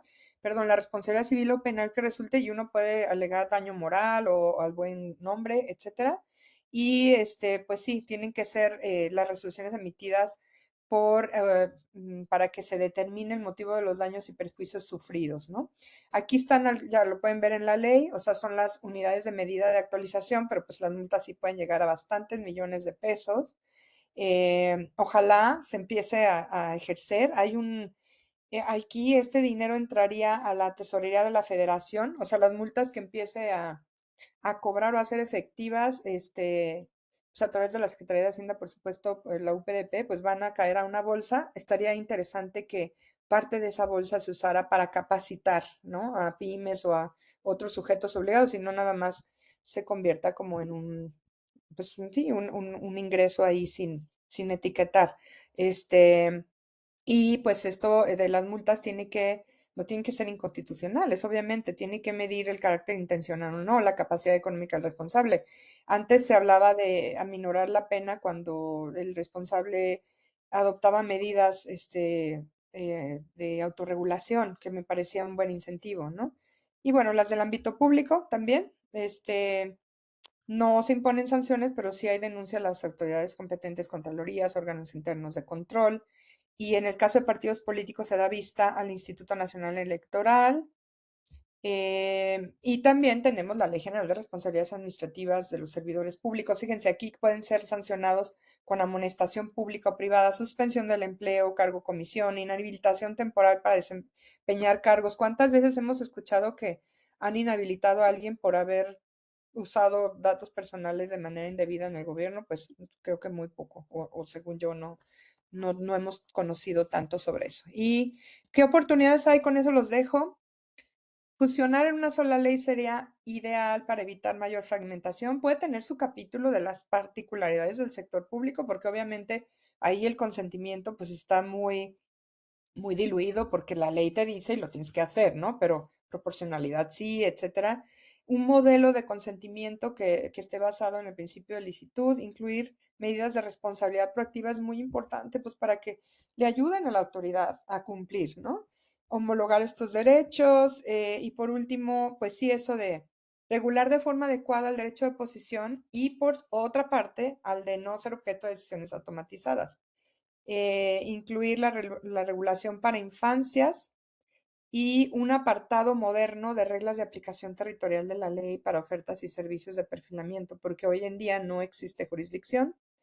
Por último, potenciar esos mecanismos de autorregulación y construir un verdadero régimen de transferencias internacionales con distintos mecanismos que permitan exportar datos, pero de manera segura. Por ejemplo, el reconocimiento de nivel adecuado, cláusulas tipo, normas corporativas vinculantes y de puerto seguro. Y aquí está súper importante, como les decía, el interés legítimo, no se olviden, como una de las causas habilitantes para el tratamiento, porque si no nos vamos a quedar fuera de la innovación, que no sea solo el cumplimiento de un consentimiento que la verdad no ha servido, y reconfigurar al oficial de privacidad para darle una buena dimensión. Hasta ahí mi presentación, le pasé unos minutitos, ya no sé si hay más preguntas, Eliana, pero no sé, ya no va a dar tiempo de atenderlas, ¿verdad? Ay, gracias. Bueno, aquí habla de aquí en el nuevo gobierno, ¿cuáles son las instancias para los derechos ARCO? Es la Unidad de Protección de Datos Personales que está en la Secretaría de Anticorrupción y Buen Gobierno. Ahí directamente me agradecen, qué lindos, y hablan de la ley de reparación de víctimas, etcétera. Alguien se tuvo que retirar. Yo les quiero agradecer muchísimo su atención, pedirles que sigan de cerca las discusiones globales. En Europa hay algo que se llama Omnibus, que es una regulación que tiene varias piezas legislativas que complementan la de protección de datos. Y por favor piensen 2 veces antes de compartir, hablen con sus hijos, con sus sobrinos, con sus menores alrededor. Esto que estamos viviendo como humanidad tiene que cambiar y nos vamos a poner la pila para que México sea un modelo a seguir, que no nada más prohíba o ponga cosas que no sirvan. Sí, con gente como con Juan Martín y con Eliana, y haremos buenos equipos, y ya agradecerles la oportunidad de estar esta mañana con ustedes. Y que viva México y que gane México contra Sudáfrica. Con eso termino. Muy bien. Bueno, pues ya pusimos el formulario a las 10:50, como siempre. Va a estar abierto hasta las 2 de la tarde.